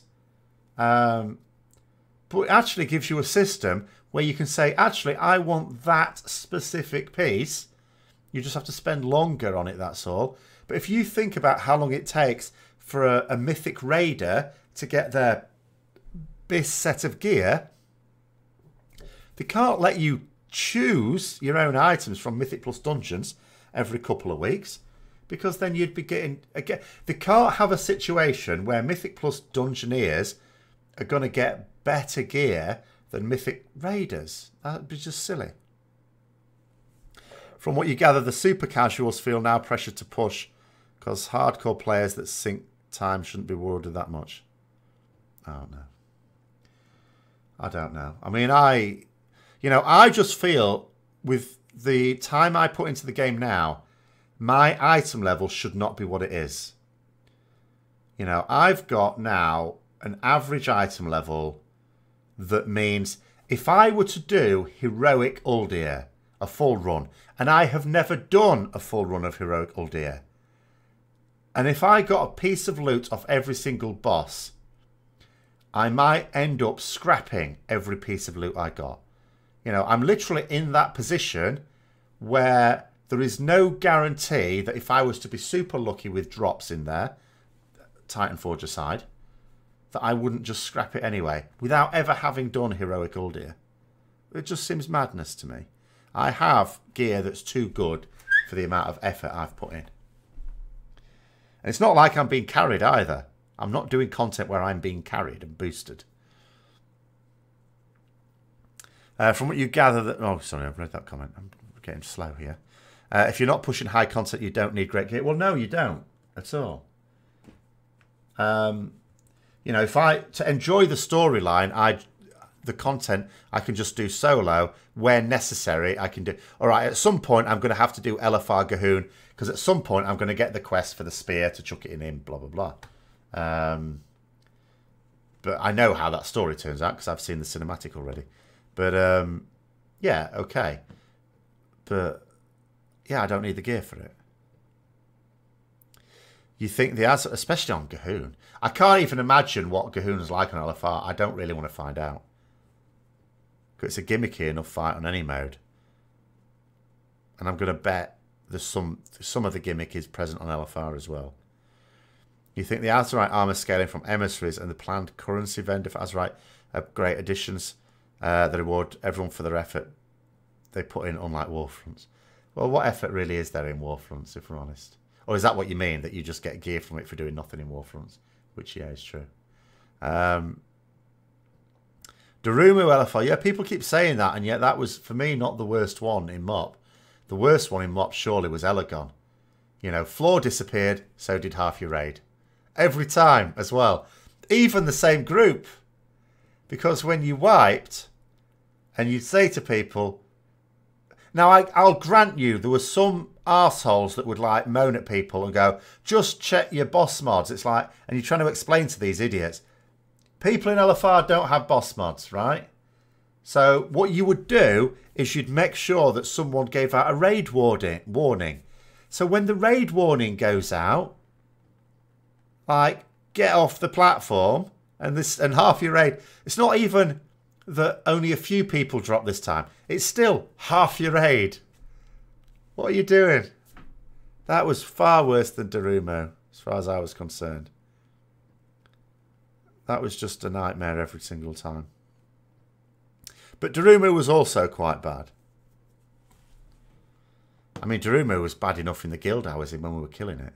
It's so annoying. But anyway, yeah, I know there's videos out there. I haven't watched them, I have to say. I am super busy. I'm only a few days away from the end of my holiday, and I've got hardly anything done that I wanted to do. So I haven't really had much time to be watching stuff. Warfronts, you signed to be a soldier, not a lumberjack. Well, exactly. Well, this is the thing. I mean, this was, I keep saying this. This is exactly how they pitched Warfronts was, oh, do you remember the Warcraft RTSs like Warcraft 1? Wouldn't it be cool if you could be one of the little guys? To which I instantly thought, no, I can't think of anything less cool than being a peasant, quite frankly. Why would I want to be one of the little guys? I want to be the god controlling the little guys, if I want to do that at all. So I really don't know what it was about. All I can think of Warfronts, the only redeeming thing that may not even be a thing, is I wonder if they're trialing out some technology to do something suitably awesome. My fear is that, this is in my most paranoid moments, that maybe sometimes they're trying things out in World of Warcraft for another game. You know, maybe World of Warcraft is an early alpha for a different game now. I don't know. You could also lose a game of Warcraft 3. Well, yes, you could. There's also that, yes. Yes. Sylvanas wants you. Join the Horde and Trop Trees. Well, I don't know what she wants at the moment because I've not seen her again. She's disappeared again. She did this in Legion. She was War Chief. And then she goes off on her personal little quest to nick a lantern. And then we never see her again. For the whole of Legion, we never see her again. Then Battle for Azeroth. They hype her up again. She comes back for the priest stuff. It's all Sylvanas, making no sense at all. She's pissed off again. Where the bloody hell has she gone this time? I don't even know where she's supposed to be. Unless I've missed something. I do not know where the bloody hell she's supposed to be. At least Jaina's been in this expansion. She's doing paperwork in Orgrimmar. Bennett. I don't really see Sylvanas as the paperwork type. You've got minions to do that.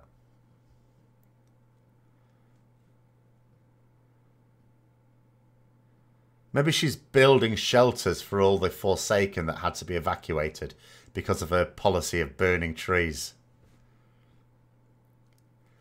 I mean, that's a conversation I'd love to be there for. Not just the conversation with the Tauren, who must have gone to her, which I've seen no evidence of. Hang on, have you just burnt the world tree there? Is that what you've just done? But what about all the Forsaken who would be going up to her and going, oh, so that burning of Teldrassil, that worked out well, didn't it? Where are you going to house us now? So maybe that's what she's doing. Building new Undercity somewhere. In some scrubby little part of Durotar. Maybe she's fighting the Alliance on her own like Jaina did with the demons. Jaina was nowhere to be seen. She's planning something worse than the Wrathgate. What was the Wrathgate? Someone chucked a few, barrels of toxic waste into a little valley. There's nothing to it. Stalking Nathanos from the shadows. Well, he's certainly getting instructions from her. Because, you do the... Obviously, it's only on the PTR at the moment. But you do the Horde questline for the Darkshore Warfront. And he mentions Sylvanas' orders. So she's still giving orders. She's just not there. And she's never really struck me before as being someone who wouldn't be on the front line. I mean... I don't know. You don't mind endlessly fighting groups of NPCs and even healing your NPCs. But why would you heal them? But you need to feel like doing that will have a benefit. Because as it is now, there's such a clear-cut path to beating the Warfront. Well, there's... Yeah, the Warfronts, I don't get them at all. I just hope, as I say, I just hope that it's technology being developed for something better. I also hope that the Stromgarder one is not what they're all going to be like. That they're all going to, as they get, the reason that one was out first because it was most basic. Because Darkshore sounds like it might have some other little things to it that make it more interesting. And it may well be that they have a whole series of quite interesting features planned out. And those Warfronts are the ones that will come out later because they need more time to do them. That's my hope. But the problem is, it's still poor planning because you shouldn't lead with your crap content. At the start of an expansion, you need to start with a bang. You should lead with your best stuff. If you didn't have enough time to plan a particular thing, you shouldn't have released it at all. No, I don't mean the expansion. I mean Warfronts. Because I don't know that the BFA needs Warfronts. All I saw the current Warfronts as doing is potentially looking a bit crap. So I don't know why they would have led with it if they intend better things from the ones to come. But that's just my point of view. Nathanos has her locked in a coffin and is taking over the Horde. Well, on that second point, when I was doing my speculation for how the story is going to pan out for BFA, I do think that Nathanos is going to take over the Forsaken. Not in a coup way, because I don't see him as being anything other than genuinely loyal to Sylvanas. But I can see him as being the leader of the Forsaken by the end of BFA. Shouldn't have added Warfronts, all right. Well, they had to add the islands because they have to add something new. Well, did they? I think they did. I'm not certain, but I think they probably had to add something. Apart from anything else, like the people who need to chase Azerite needed a source of Azerite. And I'm very pleased that Mythic Plus dungeons are not a source, like a decent source of Azerite. It's good that there's another one. Even though I don't do that, so my neck is now woefully behind where it probably should be, even for a casual player, because I don't do the islands. I did one once in a random group, and we did it, we achieved it, but it was such a pain in the ass, I couldn't be asked to do it after that. Maybe I should give them another go, I don't know. I mean, I'd be okay doing with them a group of people I know. Even then, even when I tried them on the alpha or beta, whatever it was at the time, I wasn't really a big fan of it.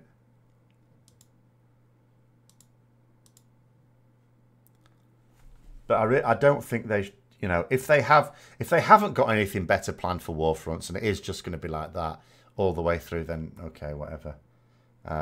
in that case, I think they should have thought about it a bit more. But if they are going to add newer features to them, I would have just left it until they could have released a good one. Because I don't really see anything good about it. It's appealing because you get a guaranteed 370 piece of gear. Although it could be argued that by the time, for each time the Warfront becomes active, for an increasing number of players, that is not going to be appealing anymore. Although they did say when 8.1 launches, and surely that must only be about a month away now, that the Alliance will immediately get the Darkshore. They won't have to turn any contributions. It'll be immediately active for Alliance. Horde will just do like the world boss type stuff with it. And then... so we'll see then, anyway. Well, we'll see earlier. I suppose they'll activate, unless I've missed it, they'll activate it at some point on the PTR, won't they? And then we'll get to see what it's like. But I do hope it's better. I really do.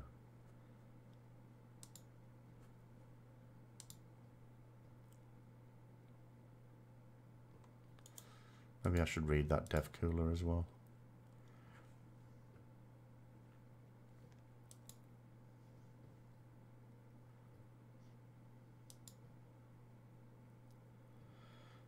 I mean, what other things would people want Blizzard to add in? Because we already know... So they're going to improve the loot system for Azerite in Mythic Plus Dungeons.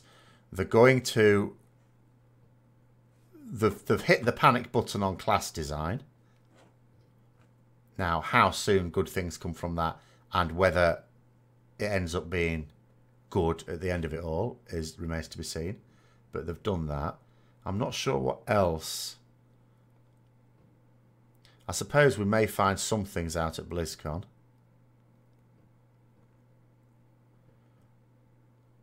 Oh, what's this? Hang on a minute. The classic WoW, you'll start the demo at level 15. That is horse shit. I don't want to start at level... So hang on a minute. They're starting the demo at 15. And they're not giving us the dungeons. What's the point of that? What the bloody hell? While we know that starting at level 1 holds a lot of nostalgia, you're also limited in what you can do. Well, we're limited in what you can do if you're not going to put in the level 15 to 20 content anyway. What? Are they serious? Yes, I've seen the time limit. I'd already noticed that one. That's another... They seriously cannot organise a piss up in a brewery, can they, these people now? They cannot get anything right. You know, it's here, have a 3-day trial that just turns out to be a scenario and a little bit of, you know, playtime that's not 3 days. Then they say, oh, with the virtual ticket, you can play Classic WoW for a week. Albeit demo fun. We knew it was going to be a demo of some description. And then it turns out, actually, no, we're going to keep kicking you off because there's other people who want to play. Even 20 servers isn't enough, apparently. And then that, if they're going to start you off at level 15, which, by the way, is higher than you need to be to even go straight to Westfall, I'm assuming they're going to do... That also means, no, Hogger will be too easy. Miss out on Hogger. God damn it. Can't they get anything right? Alright, so we go to Westfall. It's only a matter of time before you get the quest to go to Dead Mines. Unless they don't give you enough time to finish all the quests in Westfall. Which I suppose is possible. Bloody hell. I don't know how... I mean, I don't know from a Horde point of view how quickly from that point you would get the quest to... I mean, Wailing Caverns... I think there were quests just in it, weren't there, anyway? I know there are now, obviously, like there are in every dungeon. But I think even at the time, there were quests you could get from within there, were there? Or were there not? I don't know. That just seems... Is there no one at these meetings when they're discussing this, putting their hand up and going, hang on a minute, how's it going to look if we start them off at level 15 so that they can enjoy the content at that level, and then we haven't put in the dungeons, which is the thing you look forward to at level, well, maybe, I mean, level 15 you could do them, you know, a few levels later would be better.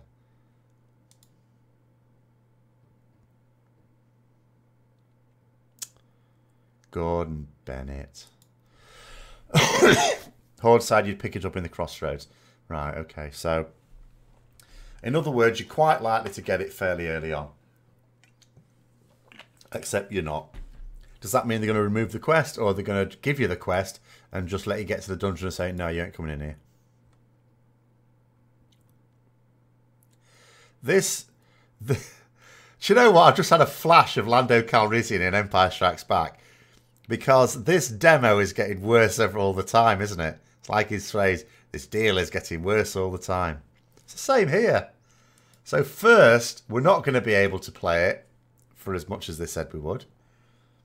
Then we're not going to be, you know, we're not going to be able to start from level 1. Okay, they've justified that. But then they've said, we're starting you at this level so you can really enjoy the content. Oh, by the way, the content and the zones you're going to start off in, we're going to remove them. Fight your way into Wailing Caverns. And yeah, you had to crawl up a rock nose, didn't you, to get into Wailing Caverns? Through all the elites just to find out they locked the door. Yeah, there were some elites on the way to Deadmines, weren't there? There were some normal NPCs as well. I think there were just a few elites mixed in, if I remember. The thing with Deadmines as well, if you don't know your way around there, you could soon get lost. Because there's other things as well. There's that area of ghouls which are supposed to be miners. You've got to collect their cards. There's a quest to collect their cards.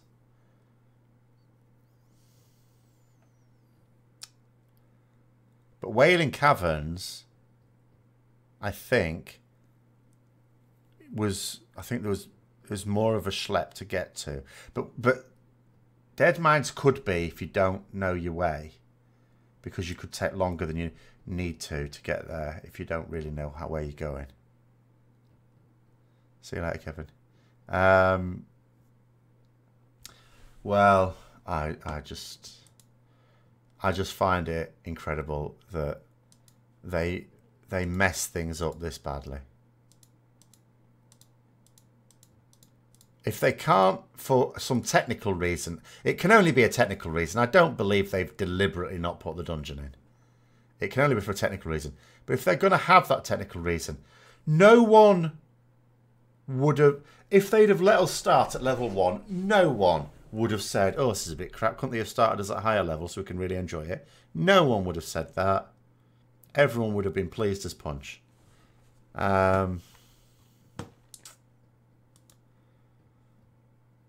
Also, if when they said we'll be able to play for this week, if they didn't know at the time that they'd have to limit the time, then that means they didn't think about it sufficiently before they announced it. And if they did know that and just didn't say it, then again, that's a shocking, you know, example of poor communication again. WoD demo, but it's only the garrison. Well, the garrison was the whole expansion, to be fair. So, in fact, the problem we had in WoD WoD Beta, I don't think I was ever in what was called the Alpha. I was in the Beta. But early on, the main problem was a lot of the times the garrisons weren't working. And then you were basically screwed. There's nothing else you could do. Everything was based on the garrison. You wanted to see a bunch of the BFA players get mobbed down by level 1 kobolds and wolves. No. Were you... the first ones were, as they still are probably now, although they've changed it, haven't they now, were neutral. So you pick on one at a time. They didn't attack you when you were going near them. But the kobolds in the mine were red. They were hostile. Because that was a bit of a surprise. You know, because you play the game to begin with, and it's like you have to attack it before it attacks you. That's all fine. And then you go to the mobs in the mines, and all of a sudden they attack you when you just approach them. So that was a bit of an eye-opener for me, I remember, when I was doing it. But it is not the first time I died, because that is linked to the Where's the Mailbox for this week. because I do distinctly remember exactly, well, roughly where I died, and I certainly remember under what circumstances I died for the very first time in World of Warcraft on my human paladin. But oh,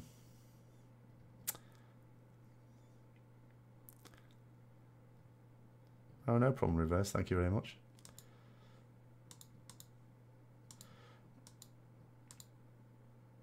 But anyway, I mean, we'll just have to see. I'll just have to see if I'll be... See, that's... I suppose that means I won't be able to schedule... I was going to do a little bit of gameplay, streaming gameplay as well, which I didn't know whether I would also do on YouTube or Twitch. I still... Yeah, so I need to decide, really, what I'm going to do. I suppose I can decide next week whether I stream the BlizzCon discussion. Because what I'd thought of doing is stream... I'll try, maybe, and stream the discussion through YouTube so that I can listen to what they're saying, but you guys can't. And we'll see if that works. Be really annoying if it doesn't, but it's worth trying out, I think. If the sound isn't being piped in through YouTube, it might be okay. Because it would be... Because I'm not regularly streaming on Twitch now, it's also, there's a lot of disadvantages to, excuse me, sporadically trying to stream on Twitch. So we'll just, I don't know, I'll have to work that out next week.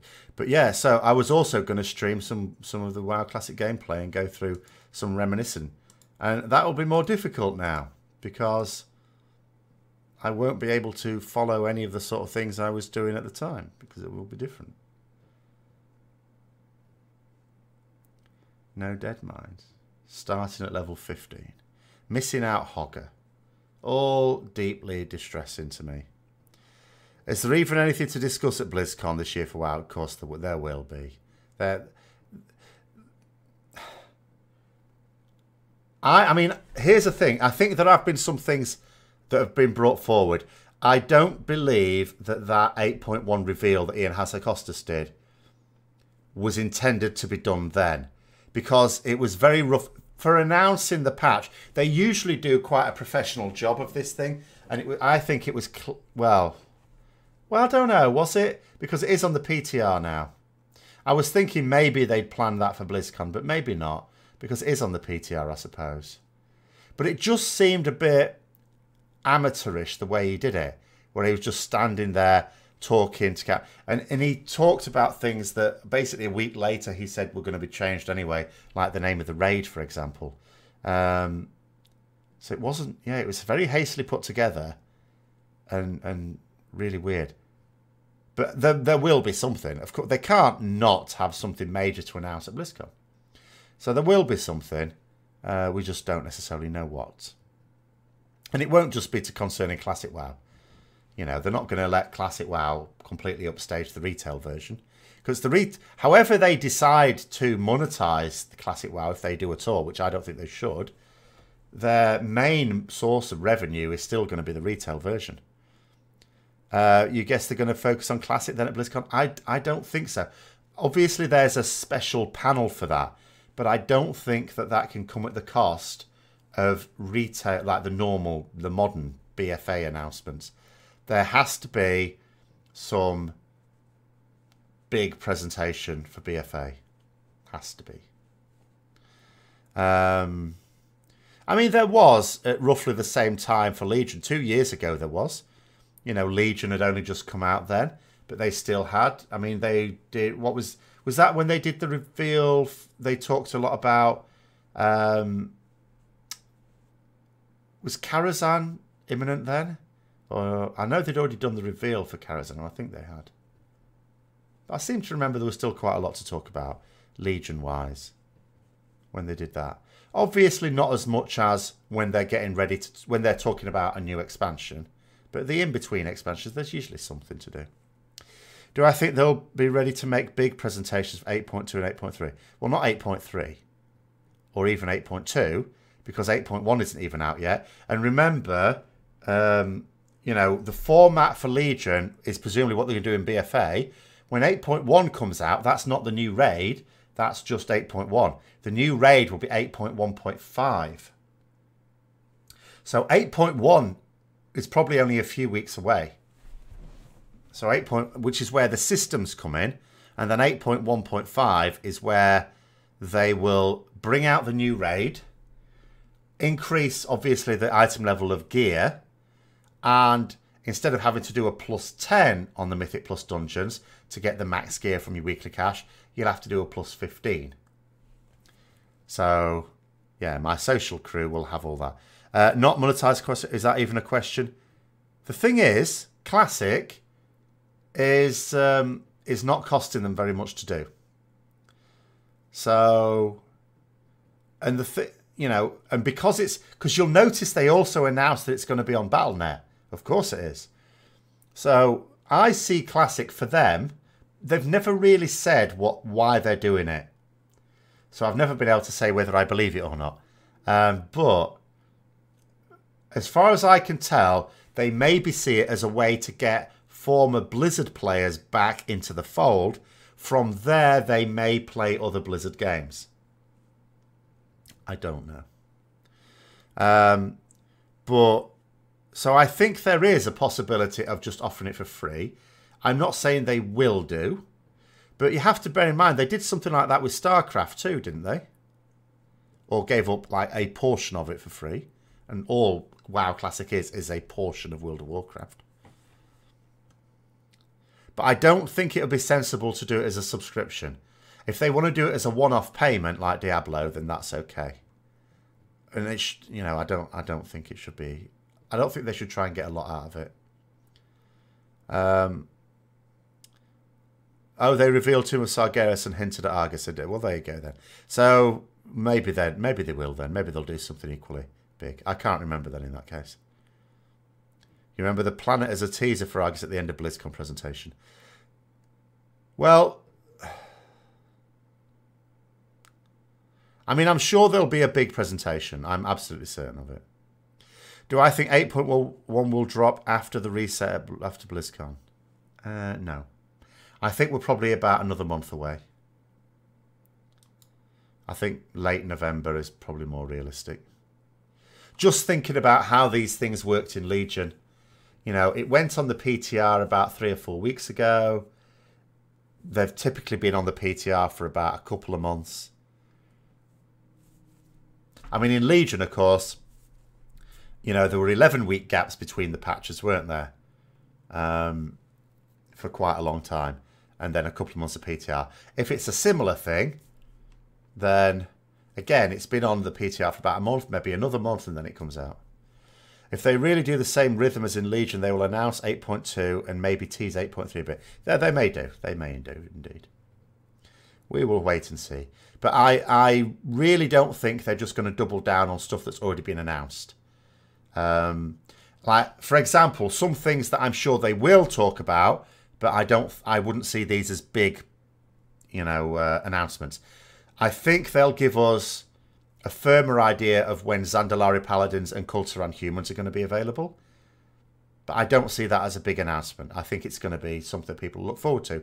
But when I say a big announcement, I mean something that we don't already know anything about. Like content that we're not even suspecting at the moment.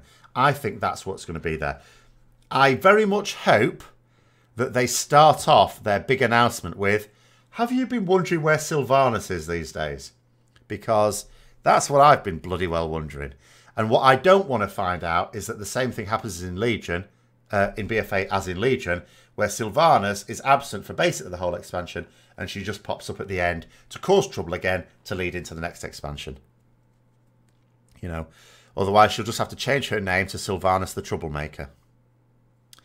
You wonder if they'll do a Nazjatar in 8.2, an underwater type thing. I wouldn't rule it out. I'm hoping they don't. I don't want underwater stuff. But I can't help. I can't help but be reminded of the artwork for Ashara for this expansion. And as I say, she does not look like something that shuffles along the ground. She looks like Ursula, basically, from The Little Mermaid. She looks like she belongs in water, properly belongs in water.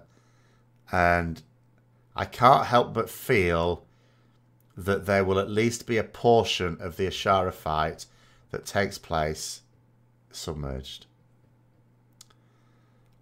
Now, whether they do a whole zone based on that, they could raise the island, yes, or they could just have it as an underwater thing. I wouldn't rule it out. Do you know what they might do? Do you know? Oh, just thought, just for a laugh. You know how in Legion they brought out the stage 2 of Pathfinders we could get flying, and then it was time to go to Argus where there was no flying. That was a right kick in the nuts. So it's like, oh, here, you wanted flying. You can have flying now. Oh, thanks. Oh, by the way, you're going to Argus. Oh, great, we'll fly around Argus. No, no, no. No flying around Argus. They might do the same thing here. They might bring out Pathfinder Part 2 so we get flying and then reveal a new underwater zone. How amazing will that be? So again, another for the second expansion. Because I reckon Blizzard are really pissed off, you know. You know, they really wanted to get rid of flying. That's quite clear. They desperately wanted to get rid of flying. And they couldn't. And they had to backtrack really quickly. They got a punch in the nose from the community, the like of which they've never had. And I think they're vindictive about it, you know. I think if that's what they do, I'm going to wait. If that's what they do, I think they're doing it on purpose. If it turns out that when Pathfinder 2 becomes available, our new content is in an underwater zone, I will be fairly confident they're doing it deliberately. Just to stick one in. Just to get their own back. We don't even know what is coming with 8.1. Yes, we do. 8.1, remember, doesn't... These 8.1 patches, what's it going to have? It's going to have the new Warfront. It's going to have some changes to our islands. But I'm not paying attention to it. I don't do them, so I don't even know when I read about things whether that's new or already in. The changes to where you get Azerite gear from Mythic Plus Dungeons. Changes to classes. Some classes are getting changes. Well, quite a lot of classes are getting changes, but some are getting big changes. Obviously, Shadow Priest, they were talking about in terms of what's coming for them. You know, I mean, that's at least what's going to be there. If there were any other content, like a new dungeon or something, I think that would... I sort of feel that would have to be out on the PTR roundabout now. And given that it's not, I think that's what 8.1 is.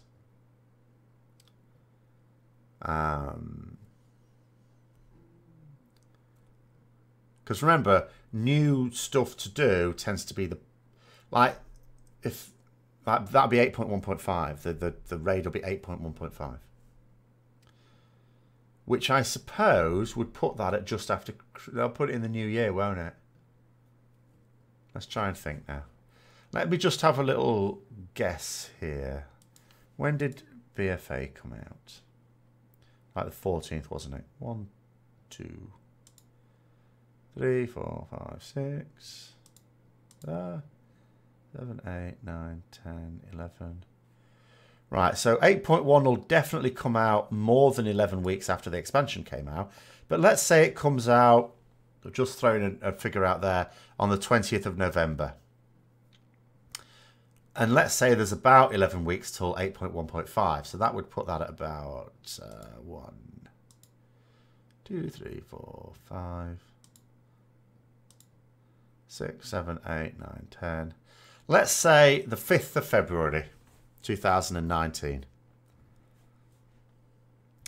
They all said they don't want flying for relevant content. They just accepted it for content that's already been done for quite a while. So it makes sense that new zones they are introducing. Yeah, well, it makes sense for them. I don't think it makes a great deal of sense for other people. That's the problem. Mid-expansion, do not allow flying. Well, if that ends up being the pattern, see, I was going to say they got away with it for Argus, but I'm not entirely sure they did.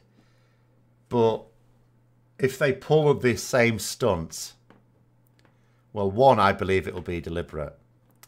And 2, I think there might be more complaints. because then it'll be like, yeah, this is a thing that they're doing deliberately. Because they tried to say they couldn't do it on Argus because, you know, to do those 3 zones in the time they had, they couldn't have done it with flying, which I totally buy. I agree. You know, I don't think they could have done 3 zones like that and had flying in them.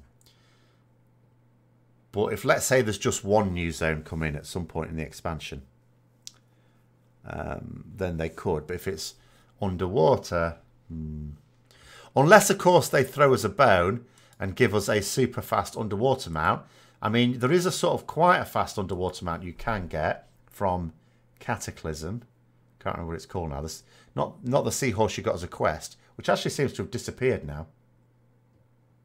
But the other one you could get from like some rare spawn boss. But maybe if they do something that, even if it's one of those, you know, puzzle type things like they did for the Lucid Nightmare, you know, maybe they do something that gives you a really good underwater mount. Poseidus, yes, that's it. Thank you. Flying doesn't even feel fun in the game. Well, it's not fun. No, people don't fly because it's fun. I mean, sometimes it is, because sometimes you, to be fair, you do get to see certain, like, landscapes in a different way, and that's quite nice. But you could argue you could still have seen those flying over them on a Griffin taxi mount. But yeah, the reason for flying is not because it's fun. It's because it's convenient.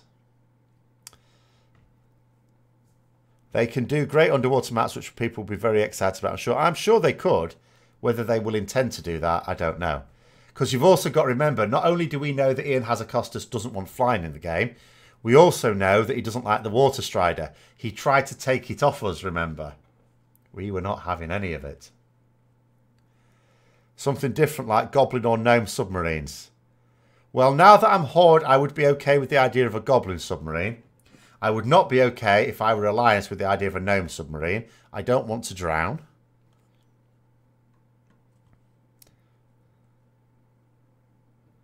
Ian wants the game as slow as possible. Well, in some ways, of course, it's a good thing. Like, flying does take away a lot of the fun. Like, here's the thing.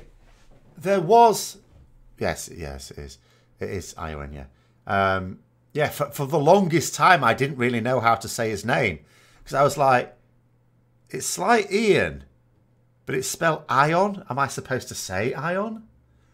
You know, were his parents nuclear physicists? I don't know. But it just seems to be Ian spelt Ion. I don't know. Maybe it's like from Welsh or something. You either explode or you drown. Well, you can do both if it's a gnome submarine. You know, if one doesn't kill you, the other will. But do you know what? I've completely forgotten what I was talking about. Oh yeah. So with flying, I have stories. I have funny stories about getting to raids in Vanilla. I don't have any funny stories about getting to raids in any other expansion since, because we can just go straight to them. Even now, when we can't technically fly, Uldir is not difficult. There's no great journey to be taken. You know, like, think about, even from an Alliance point of view, think going to Onyxia's lair was a journey. Getting to Diamol, okay, that wasn't a raid, but that was a journey. It was a place you went to a lot. You know, going to Naxxramas was a journey even. Avoiding the courier in the Eastern Plaguelands. So, you know, Blackrock Mountain, climbing up the chain to get to, you know, into Blackwing Lair, climb up the chain, drop onto that little ledge, run across to the thing to put your hand on and get in. All this stuff. It was an experience in itself, just getting to the raid. And now it's all gone. Like the time when we were waiting at Menethil Harbour for the boats to go to Onyxia's lair, and one of our warriors got a bit excited and stood a bit too close to the edge. So the boats came along, knocked him into the water, so he had to come back round and get onto it. By the time he'd got back onto the jetty, the ship had sailed.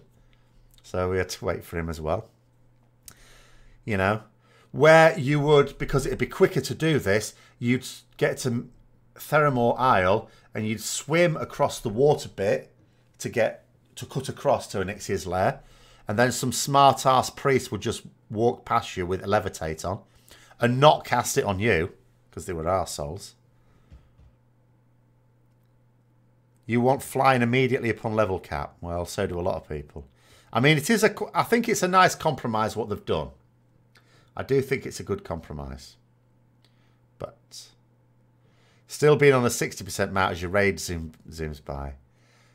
Well, actually, by the time I started raiding, I did actually have my epic mount. I worked very hard as soon as to get my epic mount. So, yeah, it didn't take me... I mean, it took... No. I had it by the time I was raiding. So I was okay on that, at least. But yes, there would have been people in the guild who still had their, you know, cheap mounts.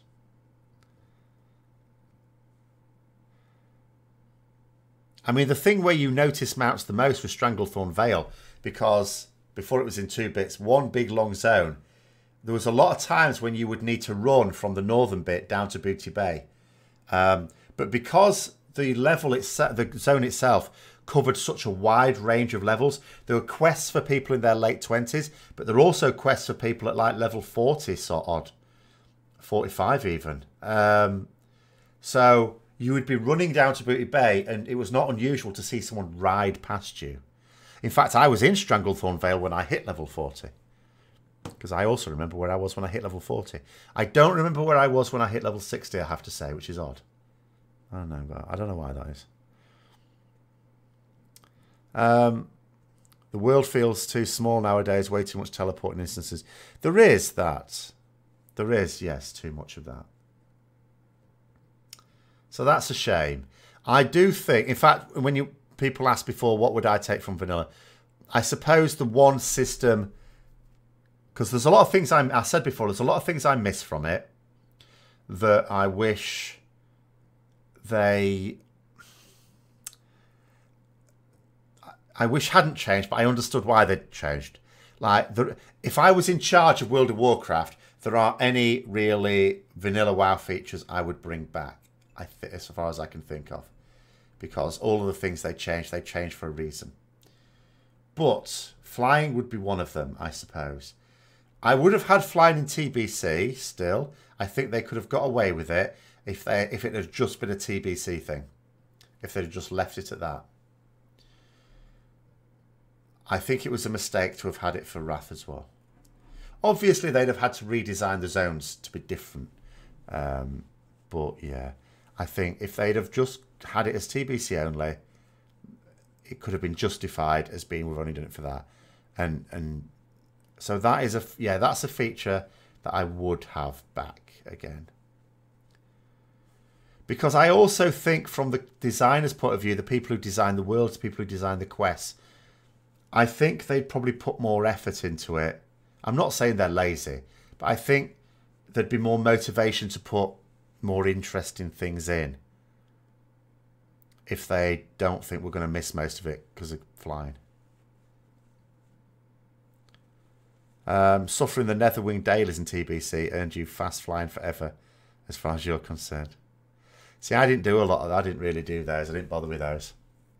I do remember on the subject of fast flying, though, missing out on the Ashes of Alar to a gnome because we were rolling on it. I rolled a 97, and that was it. And I always roll a little bit late as well. I just wait for a few to go through, and then I go, right, bang, 97.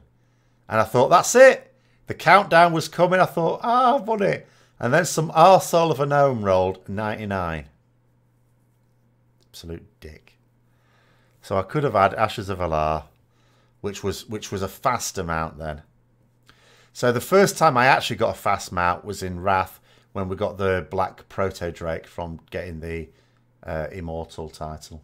Well, it wasn't from the Immortal title, it was from completing the Nax achievements, but the Immortal is obviously the last one you get for it. But since they didn't do that, they just embrace flying now and built. I don't think they do embrace flying. That's my point. I don't think they do. They do it begrudgingly. They've come up with what they think is a good compromise. I agree. I think it's a good compromise. But just as with like I've just said, and we're gonna have to finish it now because we've sort of gone over time. But the last point I'll just make is, like I said, if they, when Pathfinder 2 comes out, introduce the new content zone and it's one where you can't fly for whatever reason, then that'll be, for me, all right, it's not proof, but it'll be more evidence that their attitude to flying is one of sulky children. You know, they didn't want it in. And I was totally behind them. I didn't want it in either. But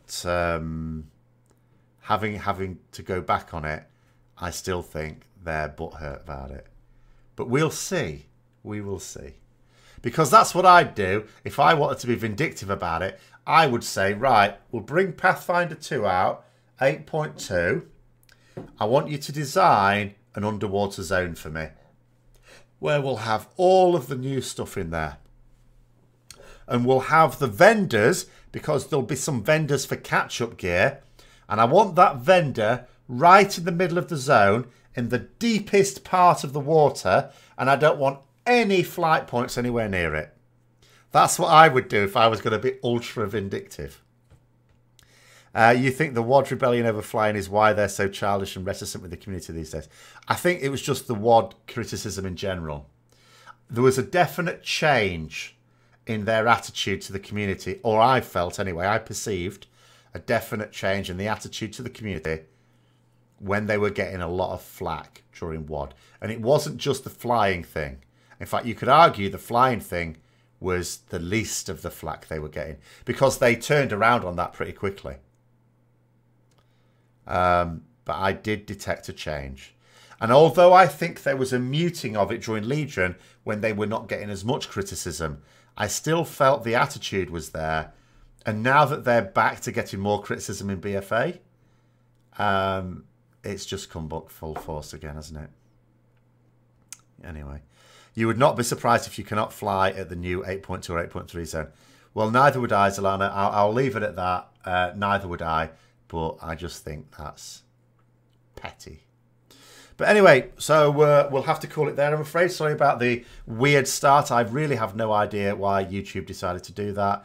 It's another thing I'll have to check in future, I suppose. But I hope you enjoyed your time here anyway. Thanks very much for coming on. I'll put it on for non-live viewing, of course, a little bit later. And have a good night, everyone. And until next time, I will see you later.